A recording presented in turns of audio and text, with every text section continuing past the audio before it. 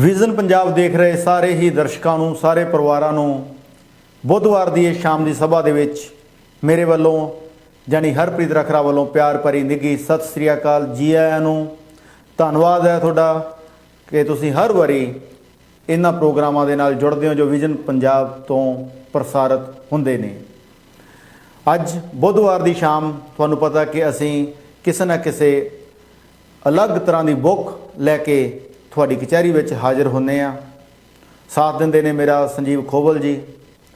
ਅੱਜ ਵੀ ਇੱਕ ਬਹੁਤ ਹੀ ਜ਼ਬਰਦਸਤ, ਬਹੁਤ ਹੀ ਵਧੀਆ, ਬੜੀ ਲਾਜਵਾਬ book the magic of thinking big, David J ਸਵਾਸ ਜਿਹੜੇ ਸਾਡੇ ਬੜੇ ਜ਼ਬਰਦਸਤ ਇੱਕ ਮੈਂਟਰ ਨੇ, ਸਪੀਕਰ ਨੇ, ਆਥਰ ਨੇ, ਉਹਨਾਂ ਦੀ ਬੁੱਕ 'ਤੇ ਸਮੀਖਿਆ ਕਰਾਂਗੇ। ਅੱਜ ਆਪਾਂ ਸੋਚਣਾ ਕਿੰਨਾ ਜ਼ਰੂਰੀ ਹੈ ਤੇ ਪੋਜ਼ਿਟਿਵ ਸੋਚਣਾ, ਵੱਡਾ ਸੋਚਣਾ, ਉਹ ਕੀ ਮਾਇਨੇ ਰੱਖਦਾ ਆਪਣੀ ਲਾਈਫ ਦੇ ਵਿੱਚ।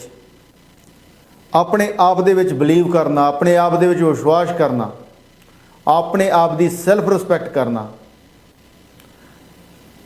ਕਿਵੇਂ ਆਪਣੀ ਜ਼ਿੰਦਗੀ ਦੇ ਵਿੱਚ ਇੱਕ ਮਿਰਾਕਲ ਕਰ ਦਿੰਦਾ, ਕਿਵੇਂ ਆਪਣੀ ਜ਼ਿੰਦਗੀ ਦੇ ਵਿੱਚ ਇੱਕ ਨਵਾਂ ਇੱਕ ਰੂਪ ਫੂਕ ਦਿੰਦਾ ਆਪਣੀ ਜ਼ਿੰਦਗੀ ਦੇ ਵਿੱਚ। ਤਾਂ ਅੱਜ ਆਪਾਂ ਗੱਲਬਾਤ ਕਰਾਂਗੇ the magic of thinking big. 13 chapter ਨੇ ਇਸ ਬੁੱਕ ਦੇ। ਟਰਾਈ ਕਰਾਂਗੇ ਅੱਜ ਹੀ ਫਿਨਿਸ਼ ਹੋ ਜਾਣ। ਜੇ ਕਿਸੇ ਕਾਰਨ ਕਰਕੇ ਸਾਨੂੰ ਲੱਗਦਾ ਹੋਇਆ ਕਿ ਅਸੀਂ ਐਗਜ਼ਾਮਪਲ ਜੋ ਸਾਡੀਆਂ ਇਸ ਬੁੱਕ ਦੇ ਵਿੱਚੋਂ ਅਸੀਂ ਇਕੱਤਰ ਕੀਤੀਆਂ, ਇਕੱਠੀਆਂ ਕੀਤੀਆਂ ਬੁੱਕ ਦੀ ਸਮੀਖਿਆ ਕਰਨ ਦੇ ਟਾਈਮ, ਜੇ ਕਿਤੇ ਉਹ ਸਾਨੂੰ ਲੱਗਦਾ ਹੋਇਆ ਕਿ ਇਹ ਬੁੱਕ ਅਸੀਂ ਨਹੀਂ ਕਵਰ ਕਰ ਪਾ ਰਹੇ, ਤਾਂ ਅਗਲੇ ਜੋ ਨੈਕਸਟ ਬੁੱਧਵਾਰ ਨੂੰ ਅਸੀਂ ਇਹ ਬੁੱਕ ਕੰਪਲੀਟ ਕਰਾਂਗੇ। ਟਰਾਈ ਕਰਾਂਗੇ ਅੱਜ ਸਾਰੀ ਬੁੱਕ ਦੇ ਬਾਰੇ ਤੁਹਾਨੂੰ ਦੱਸ ਦਿੱਤਾ ਜਾਵੇ। ਬੜੀ ਸ਼ਾਨਦਾਰ ਬੁੱਕ ਹੈ ਜੀ। ਮੈਂ ਬੁੱਕ ਦੇ ਇੱਕ ਵਾਰੀ ਫਿਰ ਤੁਹਾਨੂੰ ਇਹ ਦਿਖਾਉਣਾ ਚਾਹੁੰਦਾ, the magic of thinking big, the magic of thinking book big. 13 chapter ਨੇ ਇਹਦੇ। ਆਥਰ ਕਹਿੰਦਾ ਕਿ ਇਹਨਾਂ 13 ਚੈਪਟਰਸ ਨੇ ਜਿਹੜੇ 13 ਆਈਡੀਆਜ਼ ਨੇ, 13 ਆਈਡੀਆਜ਼ ਨੇ। ਆਥਰ ਦੀ ਤਾਂ ਲਾਈਫ ਨੂੰ ਬਦਲਿਆ ਹੀ ਬਦਲਿਆ, ਹੋਰ ਹਜ਼ਾਰਾਂ ਲੱਖਾਂ ਲੋਕਾਂ ਦੀ ਲਾਈਫ ਦੇ ਵਿੱਚ ਵੀ ਇਹਨੇ ਚਾਨਣ ਕੀਤਾ ਹੈਗਾ। ਸਾਡੀ ਹਮੇਸ਼ਾ ਹੀ ਇਸ ਮੰਚ ਤੋਂ ਰਿਕਮੈਂਡੇਸ਼ਨ ਹੁੰਦੀ ਹੈ, ਸੁਝਾਅ ਰਹਿੰਦਾ ਕਿ ਤੁਸੀਂ ਇਸ ਤਰ੍ਹਾਂ ਦੀਆਂ ਬੁੱਕਸ ਲੈ ਕੇ ਉਹਨੂੰ ਪੜ੍ਹਨ ਦੀ ਆਦਤ ਪਾਓ। ਸ਼ੁਰੂ ਵਿੱਚ ਤੁਸੀਂ 1 ਪੇਜ ਪੜ੍ਹੋ, 2 ਪੜ੍ਹੋ, 5 ਪੜ੍ਹੋ, 10 ਪੜ੍ਹੋ, ਪਰ ਇੱਕ ਚੰਗੀ ਬੁੱਕ ਲੈ ਕੇ ਉਹਨੂੰ ਪੜ੍ਹਨਾ ਜ਼ਰੂਰ ਸ਼ੁਰੂ ਕਰੋ। ਰੀਡਿੰਗ ਦੀ ਆਦਤ ਪਾਓ। ਕਈ ਵਾਰ ਅਸੀਂ ਜਿਹੜੇ ਲੋਕਲ ਮੀਡੀਆ ਹੁੰਦੇ ਆ ਛੋਟੇ ਛੋਟੇ, ਜਿਵੇਂ ਮੈਂ ਕਹਿੰਦਾ ਕਿ ਨਿਊਜ਼ਪੇਪਰ ਵੀ ਤੁਸੀਂ ਹੈ ਤਾਂ ਉਹ ਵੀ ਬਹੁਤ ਵਧੀਆ ਆਪਣੀ ਆਪਣੀ ਥਾਂ 'ਤੇ, ਪਰ ਕਿਤੇ ਨਾ ਕਿਤੇ ਸਾਨੂੰ ਉਹ ਡੀਰੇਲ ਕਰ ਦਿੰਦੇ ਨੇ, ਜ਼ਿੰਦਗੀ ਦੇ ਫਲਸਫੇ ਤੋਂ ਦੂਰ ਲੈ ਜਾਂਦੇ ਨੇ, ਤੁਹਾਡੀ ਸੋਚ ਨੂੰ ਡਿਵੈਲਪ ਨਹੀਂ ਹੋਣ ਦਿੰਦੇ। ਉਹੀ ਪੁਰਾਣੀਆਂ ਜਿਹੜੀਆਂ ਗੱਲਾਂ ਬਾਤਾਂ ਹੁੰਦੀਆਂ ਜਿਹੜੀਆਂ ਉਹਨਾਂ ਦੇ ਵਿੱਚ ਹੀ ਅਸੀਂ ਉਲਝ ਕੇ ਰਹਿ ਜਾਂਦੇ। ਅਤੇ ਇਹ ਜੋ ਕਿਤਾਬਾਂ, ਇਹ ਇਸ ਤਰ੍ਹਾਂ ਦੀਆਂ ਜੋ ਬੁੱਕਸ ਆਥਰ ਲਿਖਦੇ ਨੇ, ਉਹਨਾਂ ਦੀ ਜ਼ਿੰਦਗੀ ਦਾ ਤਜਰਬਾ ਇਹਨਾਂ ਕਿਤਾਬਾਂ ਦੇ ਵਿੱਚ ਬੰਦ ਹੁੰਦਾ। ਤਾਂ ਉਹ ਕਿਹੜੇ 13 ਆਈਡੀਆਜ਼ ਨੇ, ਉਹ ਕਿਹੜੇ 13 ਆਈਡੀਆਜ਼ ਨੇ, ਕਿਹੜੇ 13 ਰੂਲਸ ਨੇ, ਜੇ ਅਸੀਂ ਆਪਣੀ ਜ਼ਿੰਦਗੀ ਦੇ ਵਿੱਚ ਅਪਣਾਉਣੇ ਆ ਤਾਂ ਫਿਰ ਸਾਡੀ ਜ਼ਿੰਦਗੀ ਦੇ ਵਿੱਚ ਇੱਕ ਨਵਾਂ ਸਵੇਰਾ ਹੁੰਦਾ, ਇੱਕ ਨਵਾਂ ਚਾਨਣ ਹੁੰਦਾ, ਇੱਕ ਨਵੀਂ ਆਸ ਦੀ ਕਿਰਨ ਵੱਜਦੀ ਹੈ। ਬੁੱਧਵਾਰ ਦੀ ਸ਼ਾਮ ਹੈ। ਮੇਰੇ ਨਾਲ ਮੇਰਾ ਸਾਥ ਦਿੰਦੇ ਨੇ ਸੰਜੀਵ ਖੋਬਲ ਜੀ। ਤਾਂ ਅੱਜ ਪ੍ਰੋਗਰਾਮ ਦੇ ਵਿੱਚ ਇਹ ਪੂਰੀ ਇਸ ਬੁੱਕ ਦੀ ਸਮੀਖਿਆ ਕਰਨਗੇ। ਸੰਜੀਵ ਜੀ, ਜੀ ਆਇਆਂ ਨੂੰ ਵਿਜ਼ਨ ਪੰਜਾਬ ਦੇ ਮੰਚ। ਥੈਂਕ ਯੂ ਤੇ thank you Harpreet ji, thank you ਸਾਰੇ ਦਰਸ਼ਕਾਂ ਨੂੰ ਜਿਹੜੇ ਆਪਣੇ ਨਾਲ ਜੁੜਦੇ ਆ, ਬਹੁਤ ਬਹੁਤ ਪਿਆਰ ਸਾਨੂੰ ਦਿੰਦੇ ਆ, ਆਸ਼ੀਰਵਾਦ ਸਾਨੂੰ ਦਿੰਦੇ ਆ, ਜਿਹਦੇ ਨਾਲ ਆਪਣਾ ਵੀ ਹੌਸਲਾ ਵੱਧਦਾ। ਬਿਲਕੁਲ।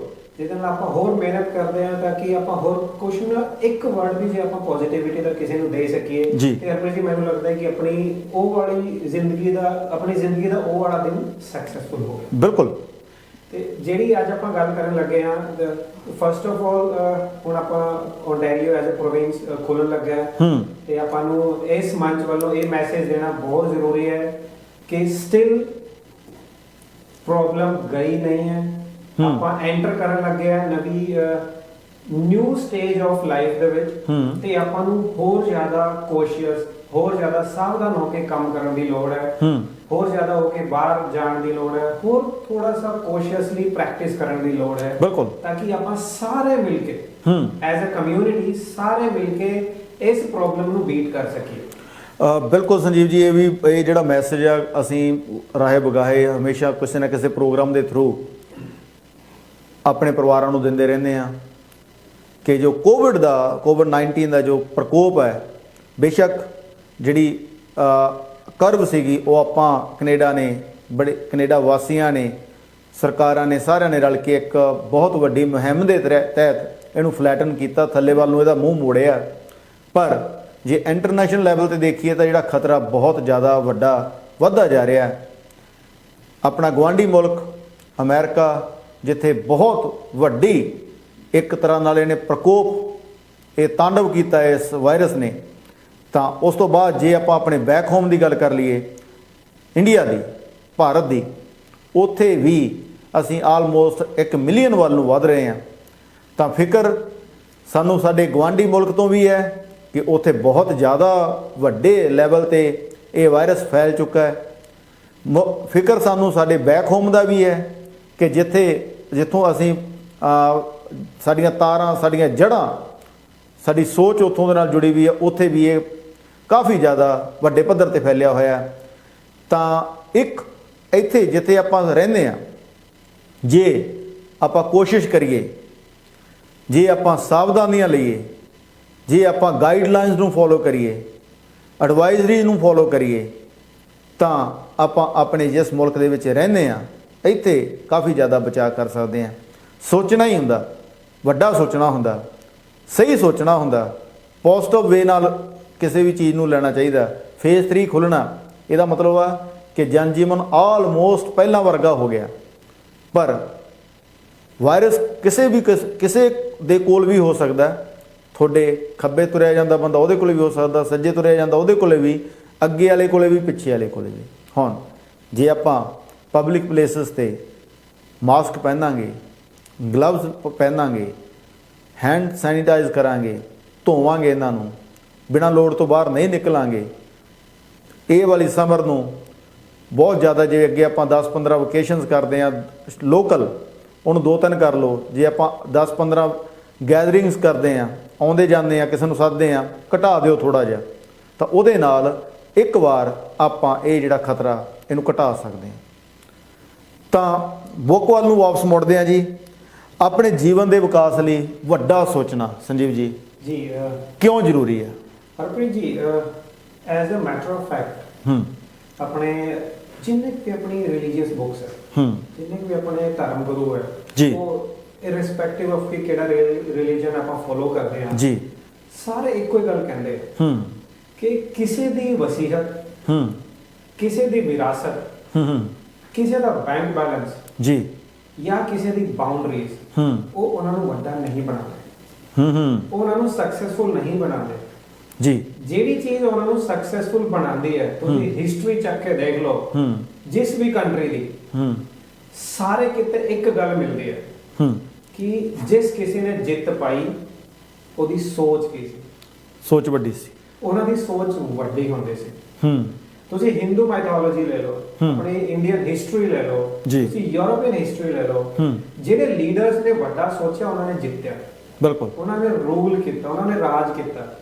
ਤੇ ਜੇ ਆਪਾਂ ਕੈਨੇਡਾ ਵਿੱਚ ਬੈਠੇ ਹਾਂ ਤੇ ਇਹ ਸ਼੍ਰੇ ਕੈਨੇਡੀਅਨਸ ਦੀ ਸੋਚ ਨੂੰ ਜਾਂਦਾ ਹੈ। ਬਿਲਕੁਲ, ਕਿ ਅੱਜ ਆਪਾਂ ਕੈਨੇਡਾ ਦੇ ਵਿੱਚ ਬਹਿ ਕੇ ਵੀ ਅਮਿਡਸਟ ਆਫ ਦਿਸ ਕ੍ਰਾਈਸਿਸ ਆਪਾਂ ਫਾਰ ਬੈਟਰ ਹਾਂ ਕੰਪੇਅਰ ਟੂ ਅਦਰ ਕੰਟਰੀਜ਼। ਇਹ ਕ੍ਰੈਡਿਟ ਜਿਹੜਾ ਹੈ ਆਪਣੀ ਸੋਚ ਨੂੰ ਜਾਂਦਾ ਹੈ, ਇਹ ਆਪਣੇ ਗਵਰਨਮੈਂਟ ਜਾਂ ਗਵਰਨੈਂਸ ਦੀ ਸੋਚ ਨੂੰ ਜਾਂਦਾ ਹੈ। ਅਵੇਅਰਨੈਸ, ਜਿੰਨੀ ਅਵੇਅਰਨੈਸ ਕ੍ਰੀਏਟ ਕੀਤੀ ਹੈ, ਉਹ ਕਹਿੰਦੇ ਕਿ ਵਟਐਵਰ ਇਟ ਇਜ਼, ਜਿਹੜੀ ਤੁਹਾਡੀ ਸੋਚ ਹੈ ਉਹ ਡਿਸਾਈਡ ਕਰਦੀ ਹੈ ਕਿ ਤੁਹਾਡਾ ਲੈਵਲ ਕੀ ਹੈ। ਬਿਲਕੁਲ, ਤੇ as a matter of fact Harpreet ji, ਇਹ ਵੀ ਹੈ ਕਿ ਵੱਡਾ ਸੋਚਣ ਤੇ ਕਿਹੜਾ ਟੈਕਸ ਲੱਗਦਾ। ਬਿਲਕੁਲ ਜੀ। ਥਿੰਕ ਬਿਗ, ਇਹ ਜਿਹੜੀ ਆਪਾਂ ਬੁੱਕ ਡਿਸਕਸ ਕਰਨ ਲੱਗੇ ਹਾਂ ਕਿ ਦ ਮੈਜਿਕ ਆਫ ਥਿੰਕਿੰਗ ਬਿਗ। ਆਪਾਂ ਕਹਿੰਦੇ ਆ ਜੀ ਮੈਜਿਕ ਇਜ਼ ਨਥਿੰਗ। ਜਿਹੜਾ ਬੰਦਾ ਇਸ ਬੁੱਕ ਨੂੰ ਪੜ੍ਹ ਲੇਗਾ, ਉਹਨੇ ਇਸ ਚੀਜ਼ 'ਚ ਬਿਲੀਵ ਕਰਨਾ ਜ਼ਰੂਰ ਸ਼ੁਰੂ ਕਰ ਦੇਣਾ ਹੈ ਕਿ ਮੈਜਿਕ ਇਜ਼ ਸਮਥਿੰਗ।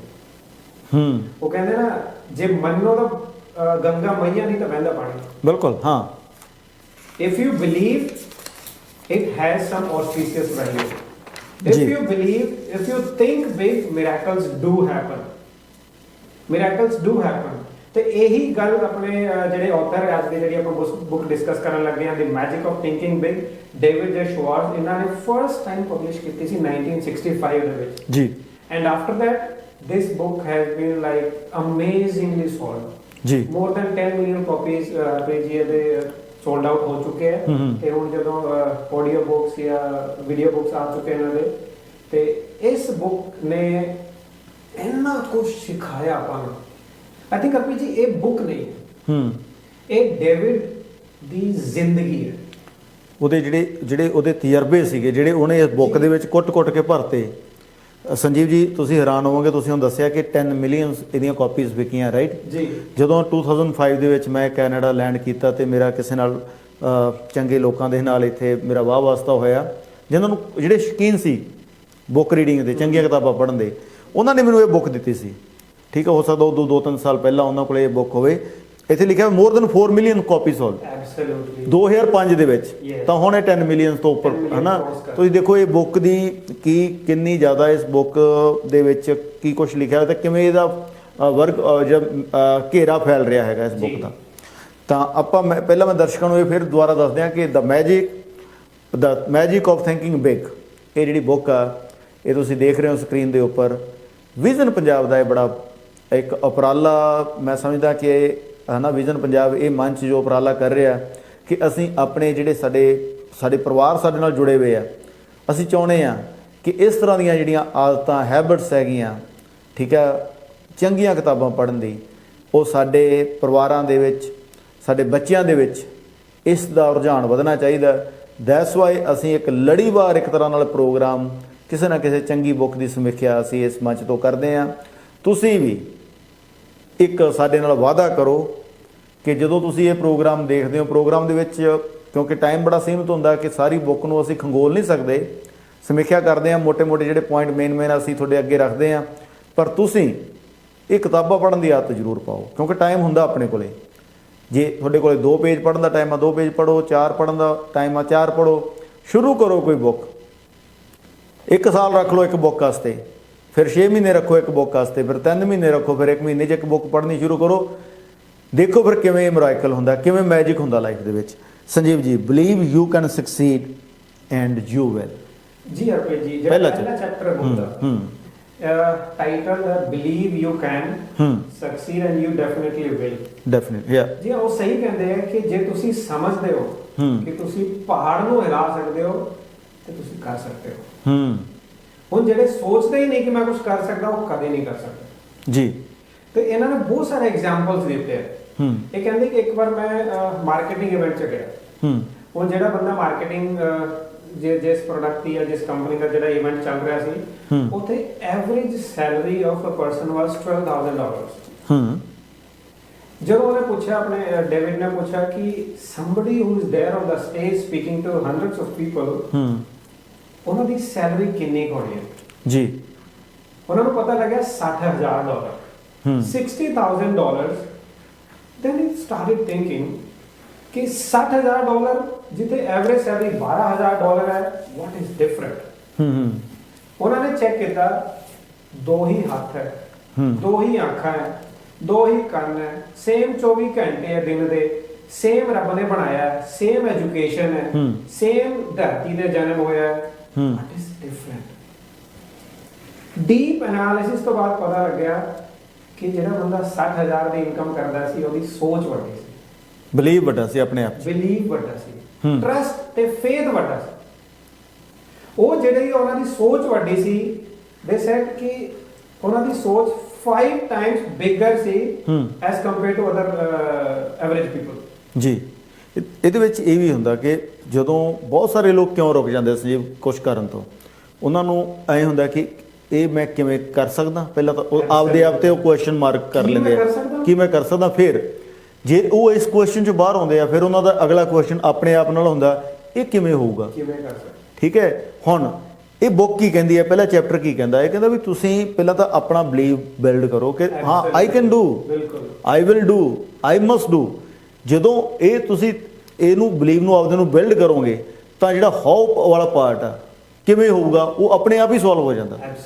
ਠੀਕ ਹੈ, ਤਾਂ ਜਿਹੜਾ ਬਲੀਵ ਆ ਨਾ, ਤੁਹਾਨੂੰ ਜਦੋਂ ਤੁਸੀਂ ਕਿਸੇ ਕੰਮ ਨੂੰ ਕਰਨ ਦੇ ਲਈ ਇੱਕ ਤੁਹਾਡਾ ਵਿਸ਼ਵਾਸ ਹੋ ਗਿਆ ਕਿ ਇਹ ਮੈਂ ਕੰਮ ਕਰ ਸਕਦਾ, ਤਾਂ ਸਮਝ ਲਓ ਕਿ ਉਹ 50% ਤਾਂ ਹੋ ਗਿਆ। ਪਹਿਲਾ ਪਾਰਟ ਹੀ ਇਹੀ ਔਖਾ, ਉੱਠਣਾ ਹੀ ਔਖਾ। ਉਸ ਤੋਂ ਬਾਅਦ ਜਦੋਂ ਤੁਸੀਂ ਉੱਠ ਕੇ ਉਸ ਕੰਮ ਨੂੰ ਹੱਥ ਪਾ ਲਿਆ ਨਾ, ਤਾਂ ਫਿਰ ਤਾਂ ਕੰਮ ਬਹੁਤ ਥੋੜਾ ਛੋਟਾ ਰਹਿ ਜਾਂਦਾ। ਠੀਕ ਹੈ, ਫਿਰ ਉਸ ਤੋਂ ਬਾਅਦ ਸਕਸੈਸ ਤੁਹਾਡੇ ਬਹੁਤ ਨੇੜੇ ਤੇੜੇ ਹੁੰਦੀ ਹੈ। ਬਿਲਕੁਲ। ਉਹ ਛੋਟਾ ਜਿਹਾ ਐਗਜ਼ਾਮਪਲ ਹੈ ਰਫੀਕ ਜੀ, ਆਪਾਂ ਸਾਰੇ ਜਿਹੜੇ ਫੈਮਿਲੀ ਵਾਲੇ ਨਾ, ਆਪਾਂ ਬੱਚੇ ਨੂੰ ਪਹਿਲਾਂ ਟ੍ਰਾਈਸਾਈਕਲ 'ਤੇ ਗਾਣੇ ਚਲਾਉਣਾ। ਜਦੋਂ ਬੱਚੇ ਨੇ ਬਾਈਸਾਈਕਲ ਤੇ ਆਉਣਾ ਹੁੰਦਾ, ਆਪਾਂ ਕਦੇ ਬੱਚੇ ਨੂੰ ਇਹ ਨਹੀਂ ਕਹਿੰਦੇ ਕਿ ਤੂੰ ਨਹੀਂ ਚਲਾ ਸਕਦਾ, ਨਹੀਂ ਚਲਾ ਸਕਦੀ। ਆਪਾਂ ਟ੍ਰੇਨਿੰਗ ਵੀਲ ਹਟਾ ਕੇ ਕਹਿੰਦੇ ਆ yes you can do it, ਤੂੰ ਚਲਾ ਸਕਦਾ ਹੈ ਜਾਂ ਤੂੰ ਚਲਾ ਸਕਦੀ ਹੈ, ਯੂ ਕੈਨ ਡੂ ਇਟ। ਆਪਾਂ ਸਪੋਰਟ ਵੀ ਕਰਦੇ ਆ ਪਿੱਛੋਂ ਫੜ ਕੇ। ਇਟ ਮੀਨਸ ਆਪਾਂ ਬੱਚੇ ਦੇ ਦਿਮਾਗ ਦੇ ਵਿੱਚ ਸੀਡ ਪਾਈ ਜਾਂਦੇ ਆ, ਯੂ ਕੈਨ ਡੂ ਇਟ। ਜੇ ਇਹੀ ਐਟੀਟਿਊਡ ਆਪਾਂ ਆਪਣੇ ਲਾਈਫ ਦੇ ਵਿੱਚ ਰੱਖੀਏ, ਇਹੀ ਆਈ ਕੈਨ ਡੂ ਇਟ, ਇਹ ਵਾਲਾ ਐਟੀਟਿਊਡ ਜਿਹੜੀ ਪੋਜ਼ਿਟਿਵ ਵਾਈਬਸ, ਜਿਹੜੀ ਪੋਜ਼ਿਟਿਵ ਫੋਰਸ ਜਨਰੇਟ ਕਰਦਾ ਹੈ, ਇਹੀ ਐਟੀਟਿਊਡ ਜੇ ਆਪਾਂ ਆਪਣੇ ਆਪ ਨੂੰ ਲਈਏ, ਕਿਉਂਕਿ ਹੁਣ ਆਪਾਂ ਹੋ ਗਏ ਐਡਲਟਸ, ਤੇ ਐਡਲਟ ਮਾਈਂਡ ਨੂੰ ਹੈਂਡਲ ਕਰਨਾ ਬਹੁਤ ਔਖਾ। ਬਿਲਕੁਲ, ਮੈਂ ਦੱਸਾਂ ਕਿ ਜਿਹੜਾ ਅਡਲਟ ਮਾਈਂਡ ਆ ਨਾ, ਜਿਹੜਾ ਆਪਣਾ ਮਾਈਂਡ ਆ, ਆਪਣੇ 'ਚ ਜਿਹੜਾ ਫੀਅਰ ਫੈਕਟਰ ਆ ਆਪਣੇ, ਇਹ ਹਮੇਸ਼ਾ ਹੀ ਜ਼ਿਆਦਾ ਰਹਿੰਦਾ ਬੱਚੇ ਨਾਲੋਂ। ਬਿਲਕੁਲ। ਬੱਚੇ ਨੂੰ ਨਹੀਂ ਫੀਅਰ, ਬੱਚੇ ਨੂੰ ਜਦੋਂ ਕੋਈ ਸਾਈਕਲ 'ਤੇ ਰਾਈਡ ਕਰਦਾ, ਨਿੱਕਾ ਬੱਚਾ ਜੀ, ਛੋਟਾ ਬੱਚਾ ਅੱਜ ਤੁਰਨਾ ਸਿੱਖਿਆ ਉਹ, ਠੀਕ ਹੈ, ਉਹ ਭੱਜਦਾ ਜਦੋਂ ਤੁਰਨਾ ਸਿੱਖਿਆ, ਉਹਨੂੰ ਪਰਵਾਹ ਨਹੀਂ ਹੁੰਦੀ ਮੈਂ ਡਿੱਗ ਪਊਂਗਾ, ਮੇਰੇ ਸੱਟ ਵੱਜ ਜਾਊਗੀ। ਸਾਈਕਲ ਤੁਸੀਂ ਬੱਚੇ ਨੂੰ ਨਿੱਕੇ ਨੂੰ ਫੜਾ ਦਿਓ, ਜਿਹਨੇ ਅੱਜ ਸ਼ੁਰੂ ਕੀਤਾ, ਉਹਨੂੰ ਲੱਗਦਾ ਨਹੀਂ ਮੈਂ ਡਿੱਗ ਪਊਂਗਾ।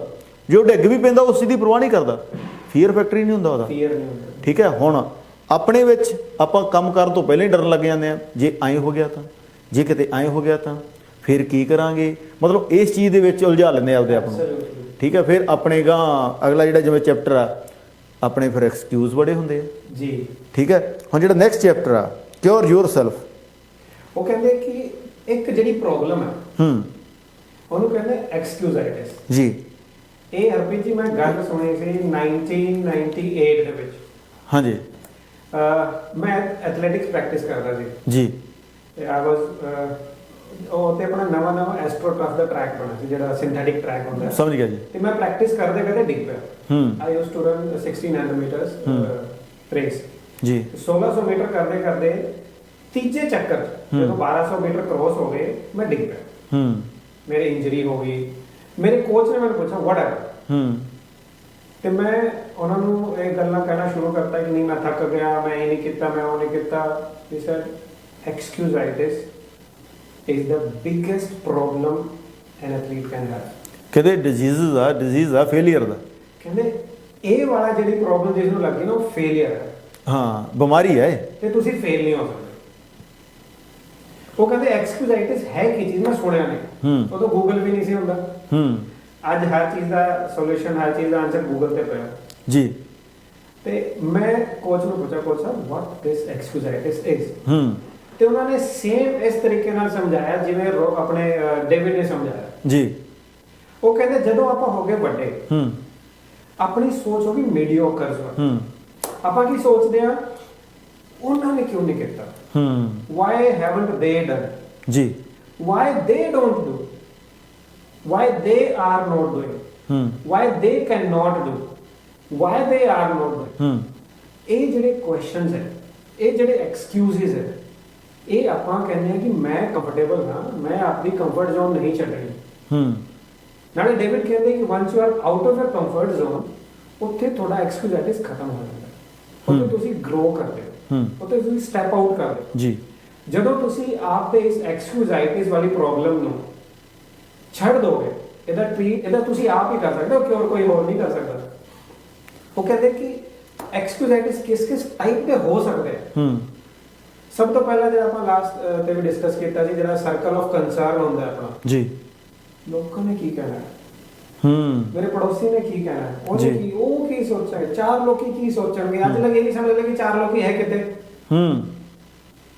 ਨਾਲੇ ਉਹ ਕਿੰਨੇ ਕੁ ਇੰਪੋਰਟੈਂਟ ਆ ਤੁਹਾਡੀ ਲਾਈਫ 'ਚ, ਕਿੰਨੇ ਕੁ ਇੰਪੋਰਟੈਂਟ ਹੈ। ਤੁਸੀਂ ਉਹਨਾਂ ਨੂੰ ਅੱਜ ਹੈਲਪ ਲਈ ਪੁੱਛ ਲਓ, they will not be there. ਬਿਲਕੁਲ, ਇਸ ਲਈ ਨਹੀਂ ਕਿ ਉਹ ਕਰਨਾ ਨਹੀਂ ਚਾਹੁੰਦੇ, ਇਸ ਲਈ ਕਿਉਂਕਿ ਉਹਨਾਂ ਲਈ something is more important than you. Sanjeev ji, ਜਿਹੜੇ ਲੋਕ ਇਹ ਬਹਾਨੇਬਾਜ਼ੀਆਂ ਦੇ ਵਿੱਚ ਵਿਸ਼ਵਾਸ ਕਰਦੇ ਆ, ਮੈਂ ਬਹੁਤ ਥੱਕਿਆ ਹੋਇਆ, ਅੱਜ ਤਾਂ ਬਹੁਤ ਗਰਮੀ ਆ, ਯਾ ਅੱਜ ਤਾਂ ਬਹੁਤ ਠੰਡ ਆ, ਬਾਹਰ ਵੈਦਰ ਬੜਾ ਖਰਾਬ ਆ, ਮੇਰੇ ਤਾਂ ਹਾਲਾਤ ਹੀ ਇਸ ਤਰ੍ਹਾਂ ਦੇ ਬਣਦੇ ਜਾਂਦੇ ਆ, ਹੁਣ ਮੈਂ ਇਹਨਾਂ ਹਾਲਾਤਾਂ 'ਚ ਕਿਵੇਂ ਕਰਾਂ, ਮੇਰਾ ਤਾਂ ਸਰੀਰ ਬਹੁਤ ਟੁੱਟੀ ਜਾਂਦਾ, ਮੈਂ ਤਾਂ ਥੱਕਿਆ ਹੋਇਆ। ਇਹ ਜਿਹੜੀਆਂ ਬਹਾਨੇਬਾਜ਼ੀਆਂ ਨਾ, ਇਹ ਜਿਹੜਾ ਕੰਮ ਨੂੰ ਅੱਗੇ ਪਾਉਣ ਵਾਲੀ ਆਦਤ ਆ ਨਾ, ਕੱਲ੍ਹ ਨੂੰ ਕਰੂੰਗਾ, ਨੈਕਸਟ ਵੀਕ ਤੋਂ ਸਟਾਰਟ ਕਰਦੇ ਹਾਂ, ਹਜੇ ਉਹ ਫਲਾਨਾ ਬੰਦਾ ਆਇਆ ਨਹੀਂ, ਉਹਦੀ ਵੇਟ ਕਰਦਾ, ਹਜੇ ਮੈਂ ਥੋੜ੍ਹਾ ਜਿਹਾ ਹੋਰ ਇਸ ਚੀਜ਼ 'ਚ ਪਰਫੈਕਟ ਹੋ ਜਾ, ਫਿਰ ਸ਼ੁਰੂ ਕਰੂੰਗਾ। ਜਿਹੜੀਆਂ ਇਹ ਬਹਾਨੇਬਾਜ਼ੀਆਂ, ਇਹ ਆਪਾਂ ਨੂੰ ਇੱਕ ਜੋ ਐਵਰੇਜ ਲੈਵਲ ਤੋਂ ਥੱਲੇ ਲੈ ਜਾਂਦੀਆਂ। ਸਧਾਰਨ ਤਰ੍ਹਾਂ ਦੇ ਜਿਹੜੇ ਬੰਦੇ ਹੁੰਦੇ, ਜਿਹੜੇ ਇਸ ਤਰ੍ਹਾਂ ਦੀਆਂ, ਜਿਹੜੀ ਬੰਦੇ ਦੀ ਸੋਚ ਇਸ ਤਰ੍ਹਾਂ ਦੀ ਡਿਵੈਲਪ ਹੋ ਜਾਂਦੀ ਹੈ ਨਾ, ਉਹਨਾਂ ਦਾ ਲਿਵਿੰਗ ਸਟਾਈਲ, ਉਹਨਾਂ ਦਾ ਜਿਹੜਾ ਜ਼ਿੰਦਗੀ ਦਾ ਉਹਨਾਂ ਦਾ ਤੌਰ ਤਰੀਕਾ ਹੁੰਦਾ, ਉਹ ਸਧਾਰਨ ਲੈਵਲ ਤੋਂ ਵੀ ਥੱਲੇ ਨੂੰ ਹੁੰਦਾ। ਜਿਹੜੇ ਕਹਿੰਦੇ ਆ ਕਿ ਟੂਡੇ ਇਜ਼ ਦਾ ਬੈਸਟ ਡੇ,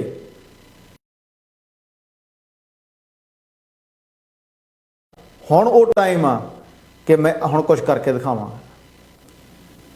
ਬਹਾਨਿਆਂ ਤੋਂ ਦੂਰ ਲੈ ਕੇ ਜਾਣਾ ਆਪਦੇ ਆਪ ਨੂੰ, ਕੰਮ ਤੇ ਫੋਕਸ ਕਰਨਾ, ਐਕਸ਼ਨ ਲੈਣਾ।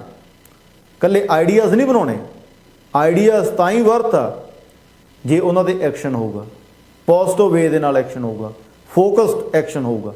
ਤਾਂ ਫਿਰ ਜਦੋਂ ਅਸੀਂ ਇਹ ਬਹਾਨੇਬਾਜ਼ੀਆਂ 'ਚੋਂ ਬਾਹਰ ਨਿਕਲਾਂਗੇ, ਅਸਲੀ ਕੰਮ ਵੱਲ ਪਾਸੇ ਨੂੰ, ਮੰਜ਼ਿਲ ਵੱਲ ਨੂੰ ਵਧਣਾ ਸ਼ੁਰੂ ਕਰਾਂਗੇ, ਤਾਂ ਤੁਸੀਂ ਇੱਕ ਸਟੈਪ ਅੱਗੇ ਨੂੰ ਜਾਓਗੇ, ਸਕਸੈਸ ਤੁਹਾਡੇ ਵੱਲ ਨੂੰ 5-5 ਸਟੈਪ ਤੁਹਾਡੇ ਵੱਲ ਨੂੰ ਆਊਗੀ, ਅਤੇ ਤੁਸੀਂ ਕਾਮਯਾਬ ਹੋ ਜਾਓਗੇ।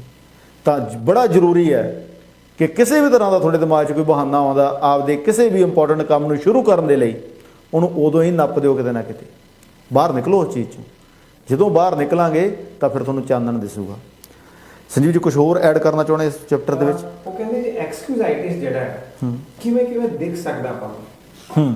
ਮੋਸਟ ਕਾਮਨ ਜਿਹੜੀ ਦੇਖੀ ਗਈ ਹੈ ਉਹ ਹੈ ਹੈਲਥ ਐਕਸਕਿਊਜ਼ਾਈਟਿਸ ਜੀ। ਜਿਵੇਂ ਆਪਾਂ ਡਿਸਕਸ ਕਰ ਰਹੇ ਸੀ ਕਿ ਮੇਰਾ ਹੈਲਥ ਠੀਕ ਨਹੀਂ ਹੈ, ਮੇਰੀ ਹੈਡੇਕ ਹੋ ਰਹੀ ਹੈ, ਆਈ ਐਮ ਟਾਇਰਡ, ਮੈਂ ਇਹ ਹੋ ਗਿਆ, ਰਾਤ ਨੂੰ ਸੁੱਤਾ ਹੀ ਨਹੀਂ ਗਿਆ, ਇਹ ਬਹੁਤ ਵੱਡਾ ਬਹਾਨਾ, ਰਾਤ ਨੀਂਦ ਨਹੀਂ ਆਈ ਜੀ। ਇਹ ਸਭ ਤੋਂ ਪਹਿਲਾ ਮੋਸਟ ਕਾਮਨ ਇਹ ਵਾਲਾ ਐਕਸਕਿਊਜ਼ਾਈਟਿਸ। ਦੂਜਾ ਐਕਸਕਿਊਜ਼ਾਈਟਿਸ ਜਿਹੜਾ ਦੇਖਿਆ ਗਿਆ ਉਹ ਕਹਿੰਦੇ ਕਿ ਇੰਟੈਲੀਜੈਂਸ ਐਕਸਕਿਊਜ਼ਾਈਟਿਸ। ਮੇਰੇ 'ਚ ਇਹ ਸਕਿੱਲ ਨਹੀਂ ਹੈ, ਮੈਂ ਇੰਨੀ ਸਟੱਡੀ ਨਹੀਂ ਕੀਤੀ, ਮੈਂ ਇਹ ਨਹੀਂ ਕਰ ਸਕਦਾ, ਜਾਂ ਮੇਰੀ ਸੋਚ ਇੰਨੀ ਕਿ ਨਹੀਂ ਹੈ। ਜੇ ਤੁਸੀਂ ਸੋਚੋਗੇ ਨਹੀਂ ਵੱਡਾ, ਕਿਵੇਂ ਵੱਡਾ ਕਰ ਸਕਦੇ ਹੋ? ਉਹ ਕਹਿੰਦੇ ਕਿ ਜਿਹੜੇ ਵੀ ਲੋਕੀ ਸਕਸੈਸਫੁਲ ਹੋਏ ਆ, ਵੱਡੇ ਹੈ, ਮਿਲੀਅਨੀਅਰਸ ਹੈ, ਉਹਨਾਂ ਦਾ ਇੰਟੈਲੀਜੈਂਸ ਦੇ ਨਾਲ ਕੋਈ ਲੈਣਾ ਦੇਣਾ ਹੀ ਨਹੀਂ ਹੈ। ਉਹ ਕਹਿੰਦੇ ਕਿ ਹੁਣੇ ਸ਼ੁਰੂ ਕਰੋ, ਬਸ ਗਲਤੀ ਹੋਊਗੀ, ਕੁਛ ਨਾ ਕੁਛ ਟੁੱਟੂਗਾ, ਫਿਰ ਉਹਨੂੰ ਦੁਬਾਰਾ ਸਿੱਖਾਂਗੇ ਉਸ ਚੀਜ਼ 'ਚੋਂ, ਅੱਜ ਹੀ ਸ਼ੁਰੂ ਕਰ ਦਿਓ, ਹੁਣੇ ਹੀ ਕਰ ਦਿਓ। ਥੋਮਸ ਐਡੀਸਨ ਇੱਕ ਸਾਇੰਟਿਸਟ ਹੁੰਦੇ ਸੀ ਜੀ, ਬਿਲਕੁਲ, ਜਿਨ੍ਹਾਂ ਦੀ ਦੇਣ ਇਹ ਲਾਈਟ ਹੈ। ਹਾਂ, ਬਿਲਕੁਲ। ਉਹਨਾਂ ਨੇ 10,000 ਟਾਈਮਸ ਐਕਸਪੈਰੀਮੈਂਟ ਕੀਤਾ ਜੀ, ਬਟ ਫੇਲ ਹੋ ਗਏ। ਹਾਂ, ਇਮੇਜਿਨ ਜੇ ਉਹਨਾਂ ਨੇ ਗਿਵ ਅਪ ਕਰਤਾ ਹੋਇਆ ਉਸ time, if he had given up, ਅੱਜ ਆਪਣੇ ਕੋਲ ਲਾਈਟ ਨਹੀਂ ਹੋਣੀ ਸੀ। ਇਟ ਮੀਨਸ ਕਿ ਉਹਨਾਂ ਦੀ ਇੰਟੈਲੀਜੈਂਸ ਨਾਲ ਕੋਈ ਰਿਲੇਸ਼ਨ ਨਹੀਂ। ਇਟ ਇਜ਼ ਓਨਲੀ ਕਿ ਉਹਨਾਂ ਨੇ ਵੱਡਾ ਸੋਚਿਆ ਕਿ ਮੈਂ ਕਰਕੇ ਦਿਖਾਣਾ ਕੁਛ ਨਾ ਕੁਛ। ਹਰਪ੍ਰੀਤ ਜੀ, ਮੈਂ ਇੱਕ ਐਗਜ਼ਾਮਪਲ ਬਹੁਤ ਵਾਰ ਦੇਣਾ ਹੈ, ਤੇ ਜਿਸ ਕਿਸੇ ਨੂੰ ਲੋੜ ਹੈ discuss with them। Ratan Tata. ਹਾਂਜੀ, ਰਤਨ ਟਾਟਾ ਇੰਡੀਆ ਦੇ ਬਹੁਤ ਵੱਡੇ ਇੰਡਸਟਰੀਅਲਿਸਟ। ਬਿਲਕੁਲ, ਹਾਂਜੀ। ਤੇ ਬਹੁਤ ਫੇਮਸ ਇੰਡਸਟਰੀਅਲਿਸਟ ਹੈ, ਉਹਨਾਂ ਦਾ ਨਾਮ ਆਉਂਦਾ ਹੈ, ਬਹੁਤ ਸਕਸੈਸਫੁਲ ਐਂਟਰਪ੍ਰੈਨਿਓਰ ਹੈ। ਬਿਲਕੁਲ। ਉਹ ਕਹਿੰਦੇ ਕਿ ਆਈ ਟੇਕ ਅ decision and then make it happen। ਬਿਲਕੁਲ। ਮੈਂ ਉਹਨਾਂ ਦਾ ਲਾਈਵ ਇੰਟਰਵਿਊ ਸੁਣਿਆ। ਉਹ ਕਹਿੰਦੇ ਕਿ I don't care about what happens। what I care about is ਕਿ I take a decision। ਜੀ। at max ਕੀ ਹੋਣਾ ਹੈ? at max ਇਹੀ ਹੋਣਾ ਕਿ ਮੇਰਾ decision fail ਹੋ ਗਿਆ। ਕਹਿੰਦੇ it is failure for other people, not for me। ਬਿਲਕੁਲ। for me it is always a learning। ਜਿੰਨਾ ਚਿਰ ਤੁਸੀਂ ਕੁਇਟ ਨਹੀਂ ਕਰਦੇ, ਉਹਨਾਂ ਚਿਰ ਤਾਂ ਤੁਸੀਂ ਫੇਲ ਥੋੜੀ ਹੋ, ਤੁਸੀਂ ਤਾਂ ਲੱਗੇ ਹੋਏ ਹੋ। ਉਹਨਾਂ ਨੇ ਇੱਕ ਕੁਝ ਪੋਲੀਟੀਕਲ ਰੀਜ਼ਨਸ ਕਰਕੇ ਇੱਕ ਆਪ ਦੀ ਨਵੀਂ ਟਾਟਾ ਮੋਟਰਸ ਦੀ ਜੇ ਆਪਾਂ ਗੱਲ ਕਰੀਏ, ਨਵੀਂ ਮੇਕ ਆਫ ਕਾਰਸ ਲਾਂਚ ਕੀਤੀ ਜੀ, and he failed for 5 years time. But ਕਿਉਂਕਿ ਉਹਨਾਂ ਦੀ ਜਿੱਦ ਹੋ ਗਈ ਸੀ ਕਿ ਮੈਂ ਕਰਨਾ ਹੀ ਕਰਕੇ ਦਿਖਾਣਾ ਹੈ, ਤੇ ਅੱਜ ਉਹ ਬਹੁਤ ਸਕਸੈਸਫੁਲ ਮਾਡਲਸ ਦੇ ਵਿੱਚ ਆਉਂਦੀ, ਉਹ ਜਿਹੜੀ ਟਾਟਾ ਦੀ ਕਾਰ ਉਹਨਾਂ ਨੇ ਬਣਾਈ ਸੀ, ਜਸਟ ਇੱਕ ਜ਼ਿੱਦ ਕਰਕੇ। ਤੇ ਉਹ ਕਹਿੰਦੇ ਕਿ ਮੈਂ ਡਿਸੀਜਨ ਲਿੱਤਾ and I have to do everything that I can do. ਬਿਲਕੁਲ। ਇਹਦੇ ਵਿੱਚ ਨਾ ਸੰਜੀਵ, ਇੱਕ ਚੀਜ਼ ਜਿਹੜੀ ਮੈਨੂੰ ਇਸ ਚੈਪਟਰ ਦੇ ਵਿੱਚ ਬਹੁਤ ਜ਼ਿਆਦਾ ਵਧੀਆ ਪਸੰਦ ਆਈ, ਉਹ ਇਹ ਹੈ ਕਿ ਇੱਕ ਤਾਂ ਜਦੋਂ ਵੀ ਆਪਾਂ ਕੋਈ ਚੀਜ਼ ਕਰਦੇ ਆ ਉਹਨੂੰ ਲਗਾਤਾਰ ਕਰੋ। ਲਗਾਤਾਰ ਕਰਨ ਦਾ ਮਤਲਬ ਇਹ ਨਹੀਂ ਵੀ ਇੱਕੋ ਚੀਜ਼ ਨੂੰ ਜੇ ਇੱਕ ਗਲਤੀ ਹੋ ਗਈ ਤਾਂ ਉਹੀ ਗਲਤੀ ਨੂੰ ਦੁਬਾਰਾ ਕਰੋ, ਉਵੇਂ ਨਹੀਂ। ਫਿਰ ਉਸ ਜਿਹੜੀ ਚੀਜ਼ ਤੋਂ ਤੁਸੀਂ ਦੇਖਿਆ ਕਿ ਪਹਿਲਾ ਸਟੈਪ ਜਿਹੜਾ ਲਿਆ ਸੀ ਉਹ ਇਸ ਤਰੀਕੇ ਨਾਲ ਕੰਮ ਨਹੀਂ ਕੀਤਾ, ਉਹ 'ਤੇ ਥਿੰਕ ਕਰੋ ਕਿ ਇਹਦੇ ਵਿੱਚ ਹੋਰ ਕੀ ਅਮੈਂਡ ਹੋ ਸਕਦਾ।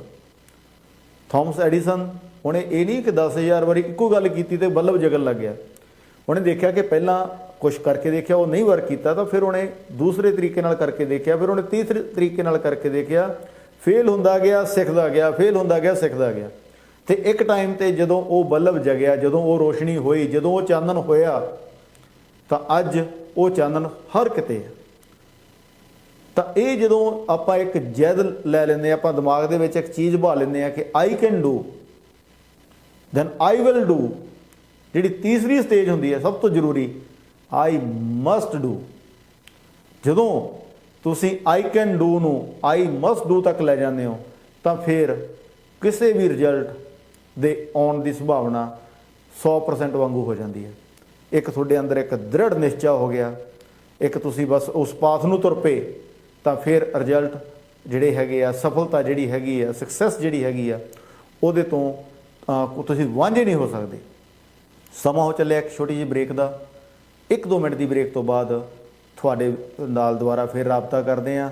ਮੈਨੂੰ ਲੱਗਦਾ ਕਿ ਬੁੱਕ ਆਪਾਂ ਨੂੰ ਨੈਕਸਟ ਵੈਡਨਸਡੇ ਤੱਕ ਵੀ ਲੈ ਕੇ ਜਾਣੀ ਪਊਗੀ, ਅਗਲੇ ਬੁੱਧਵਾਰ ਇਹਦੇ, ਕਿਉਂਕਿ 13 ਚੈਪਟਰ ਹੈਗੇ ਆ। ਅਸੀਂ ਚਾਹੁੰਦੇ ਹਾਂ ਕਿ ਇਹਨੂੰ ਜਿੰਨੀ ਡੀਟੇਲ ਇਸ ਬੁੱਕ ਦੀ ਤੁਹਾਡੇ ਅੱਗੇ ਰੱਖ ਸਕੀਏ ਤਾਂ ਉਹ ਰੱਖੀਏ। ਉਸ ਤੋਂ ਬਾਅਦ ਜਲਦੀ ਨਹੀਂ ਕਰਾਂਗੇ, ਅਸੀਂ ਹਰ ਚੈਪਟਰ ਨੂੰ ਪੂਰੇ ਧਿਆਨ ਦੇ ਨਾਲ, ਪੂਰਾ ਜਿੰਨਾ ਟਾਈਮ ਬਣਦਾ ਉਹਨਾਂ ਦੇ ਕੇ, ਜੇ ਸਾਨੂੰ ਲੱਗਦਾ ਹੋਇਆ ਕਿ ਸਮਾਂ ਸੀਮਤ ਹੋ ਜਾਂਦਾ ਸਾਡੇ ਲਈ, ਤਾਂ ਫਿਰ ਇਸੇ ਹੀ ਬੁੱਕ ਨੂੰ ਅਸੀਂ ਅਗਲੇ ਬੁੱਧਵਾਰ ਤੁਹਾਡੇ ਨਾਲ ਅੱਗੇ ਰੱਖਾਂਗੇ।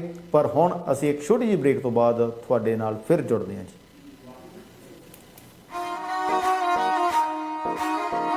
ਨਜ਼ਰ ਮੇਲੇ ਵਿੱਚ ਨਾ ਲੱਗ ਜਾਵੇ, ਸੁਰਮਾ ਅੱਖ ਵਿੱਚ ਪਾ ਕੇ ਜਾਵਾਂ, ਸਾਵਣ ਦਾ ਮੀਂਹ ਸ਼ਮ ਸ਼ਮ ਵਰਦਾ, ਮੈਂ ਲੱਖ ਲੱਖ ਸ਼ਗਨ ਮਨਾਵਾਂ, ਤੀਆਂ ਦੇ ਮੇਲੇ ਵਿੱਚ ਜਾ ਕੇ ਗਿੱਧੇ ਦੇ ਵਿੱਚ ਧਮਾਲਾਂ ਪਾਵਾਂ। ਆਓ ਮਨਾਈਏ ਤੀਆਂ ਸੌਣ ਦੀਆਂ ਵਿਜ਼ਨ ਪੰਜਾਬ ਟੀਵੀ ਦੇ ਨਾਲ। 19 ਜੁਲਾਈ ਤੋਂ ਹਰੇਕ ਐਤਵਾਰ ਤੁਸੀਂ ਦੇਖ ਸਕਦੇ ਹੋ ਜੀ ਤੀਆਂ ਦਾ ਸਪੈਸ਼ਲ ਪ੍ਰੋਗਰਾਮ। ਪੂਰਾ ਸੌਣ ਮਹੀਨੇ ਅਸੀਂ ਲੈ ਕੇ ਆਵਾਂਗੇ। 7 ਵਜੇ ਸ਼ਾਮ ਨੂੰ ਸੈਂਟਰਲ ਸਟੈਂਡਰਡ ਟਾਈਮ ਦੇ ਉੱਤੇ ਤੁਸੀਂ ਇਹ ਪ੍ਰੋਗਰਾਮ ਦੇਖ ਸਕਦੇ ਹੈਗੇ ਹੋ, ਸਿਰਫ ਤੇ ਸਿਰਫ ਵਿਜ਼ਨ ਪੰਜਾਬ ਟੀਵੀ ਦੇ ਉੱਤੇ। ਬਿਲਕੁਲ ਜੀ, ਤੇ ਇਸ ਤੋਂ ਇਲਾਵਾ ਤੁਸੀਂ ਖੁਦ ਵੀ ਇਹਦੇ ਵਿੱਚ ਪਾਰਟਿਸਿਪੇਟ ਕਰ ਸਕਦੇ ਹੋ। ਪੂਰਾ ਕਲਚਰਲ ਪਹਿਰਾਵਾ ਪਾ ਕੇ, ਸੋਹਣੇ ਗਹਿਣੇ ਗੱਟੇ ਪਾ ਕੇ ਤੁਸੀਂ ਆਪਣੀਆਂ ਸੋਹਣੀਆਂ ਸੋਹਣੀਆਂ ਫੋਟੋਆਂ ਸਾਨੂੰ ਭੇਜ ਸਕਦੇ ਹੋ, ਜਿਹਦੇ ਭੇਜਣ ਦੀ ਲਾਸਟ ਤਰੀਕ ਹੈਗੀ ਆ ਜੀ 5 ਅਗਸਤ। ਔਰ ਇਹਨਾਂ ਦੇ ਵਿੱਚੋਂ ਹੀ 3 ਚੁਣੇ ਹੋਈਆਂ ਐਂਟਰੀਜ਼ ਨੂੰ ਮਿਲੇਗਾ ਜੀ ਇੱਕ ਸ਼ਾਨਦਾਰ ਪ੍ਰਾਈਜ਼ ਵਿਜ਼ਨ ਪੰਜਾਬ ਟੀਵੀ ਵੱਲੋਂ। ਆਓ ਮਨਾਈਏ ਤੀਆਂ ਸੌਣ ਦੀਆਂ ਵਿਜ਼ਨ ਪੰਜਾਬ ਟੀਵੀ ਦੇ ਨਾਲ।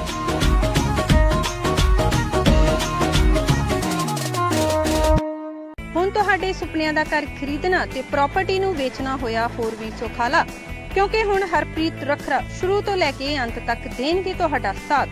ਹਰਪ੍ਰੀਤ ਰੱਖਰਾ ਦਿਵਾਉਣਗੇ ਤੁਹਾਡੀ ਪ੍ਰਾਪਰਟੀ ਤੇ ਬੈਸਟ ਅਤੇ ਫਾਇਦੇਮੰਦ ਟ੍ਰੀਟ। ਅੱਜ ਹੀ ਆਪਣਾ ਨਵਾਂ ਘਰ ਪ੍ਰੀ ਕੰਸਟਰਕਸ਼ਨ ਸਾਈਟ ਜਾਂ ਕੰਡੋਜ਼ ਬੁੱਕ ਕਰਾਉਣ ਲਈ ਕਾਲ ਕਰੋ ਹਰਪ੍ਰੀਤ ਰੱਖੜਾ ਨੂੰ 6477205454 ਤੇ 647 720 5454 ਤੇ। ਵਿਜ਼ਨ ਪੰਜਾਬ ਟੀਵੀ ਦੇਖ ਰਹੇ ਸਾਰੇ ਦਰਸ਼ਕਾਂ ਦਾ ਪ੍ਰੋਗਰਾਮ ਚਰਚਾ ਦਾ ਮੁੱਦਾ ਵਿੱਚ ਸਵਾਗਤ ਹੈ ਜੀ। ਜਦੋਂ ਪੰਜਾਬ ਦੇ ਮੁੱਦਿਆਂ ਦੀ ਗੱਲ ਹੋਈ ਤਾਂ ਉਦੋਂ ਵੀ ਜਾਖੜ ਸਾਹਿਬ ਨੇ ਬਹੁਤ ਭਖਵੇਂ ਮੁੱਦੇ ਜਿਹੜੇ ਗੱਲ ਕੀਤੀ ਸੀ। ਕਾਂਗਰਸ ਸਰਕਾਰ ਨੇ ਪੰਜਾਬ ਨੂੰ ਇਹਨਾਂ 2.5-3 ਸਾਲਾਂ ਵਿੱਚ ਕੁਝ ਦਿੱਤਾ ਵੀ ਹੈ ਜਾਂ ਨਹੀਂ। ਟਰੰਪ ਤੇ ਮੋਦੀ ਚ ਬਹੁਤ ਜ਼ਿਆਦਾ ਉਸ ਲੈਵਲ ਤੇ ਵਖਰੇਵਾਂ ਨਹੀਂ, ਉਹ ਵੀ ਨਸਲੀ ਹੈ। ਹਰ ਉਹ ਮੁੱਦਾ ਜੋ ਤੁਹਾਡੇ ਸਾਡੇ ਨਾਲ ਰੱਖਦਾ ਹੈ ਸੰਬੰਧ, ਮਾਹਿਰਾਂ ਦੀ ਟੀਮ ਕਰਦੀ ਹੈ ਫਿਰ ਹਰ ਮੁੱਦੇ ਤੇ ਚਰਚਾ। ਵੇਖੋ ਪ੍ਰੋਗਰਾਮ ਚਰਚਾ ਦਾ ਮੁੱਦਾ ਵਿਜ਼ਨ ਪੰਜਾਬ ਟੀਵੀ ਉੱਤੇ।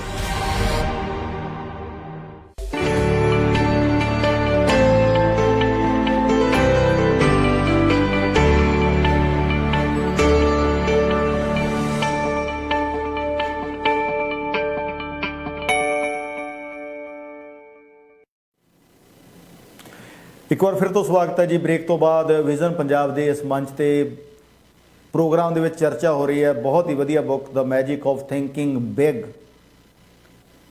3 ਚੈਪਟਰ ਅਸੀਂ ਇਹਦੇ ਕਵਰ ਕੀਤੇ ਆ। ਚੌਥਾ ਜਿਹੜਾ ਚੈਪਟਰ ਆ 4th 1, ਟੋਟਲ 13 ਚੈਪਟਰ ਨੇ ਜਿਹੜਾ 4th ਵਨ ਹੈ ਬੁੱਕ ਦਾ ਸਾਰ ਆ ਜੀ, ਹਾਊ ਟੂ ਥਿੰਕ ਬਿਗ, ਕਿਵੇਂ ਸੋਚਿਆ ਜਾ ਸਕਦਾ ਵੱਡਾ। ਪਹਿਲੀ ਗੱਲ ਤਾਂ ਜਿਵੇਂ ਸੰਜੀਵ ਨੇ ਪਹਿਲਾਂ ਦੱਸਿਆ ਤੁਹਾਨੂੰ ਕਿ ਕੋਈ ਟੈਕਸ ਨਹੀਂ ਲੱਗਦਾ ਵੱਡਾ ਸੋਚਣ 'ਤੇ।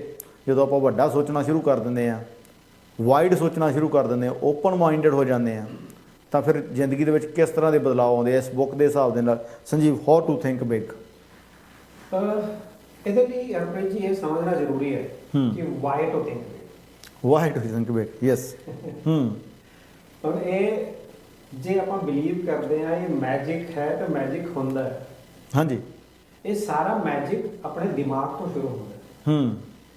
ਹਰਪ੍ਰੀਤ ਜੀ ਇੱਕ ਐਕਸਪੈਰੀਮੈਂਟ ਹੋਇਆ ਯੂਐਸ ਫੋਰੈਂਸਿਕਸ ਦੇ ਵਿੱਚ, ਜਿੰਨਾ ਕਿ ਮੈਂ ਸਮਝਿਆ, ਜਿੰਨਾ ਕਿ ਮੈਂ ਸਟੱਡੀ ਕੀਤਾ, ਇੱਕ ਪ੍ਰਿਜ਼ਨਰ ਹੁੰਦਾ ਸੀ, ਇੱਕ ਕੈਦੀ ਹੁੰਦਾ ਤੇ ਉਹਨੂੰ ਸੈਂਟੈਂਸ ਟੂ ਡੈਥ ਹੋ ਗਈ। ਸੈਂਟੈਂਸ ਟੂ ਡੈਥ ਹੋਈ ਤੇ ਯੂਐਸ ਫੋਰੈਂਸਿਕਸ ਕਹਿੰਦੇ ਕਿ ਆਪਾਂ ਐਕਸਪੈਰੀਮੈਂਟ ਕਰਾਂਗੇ।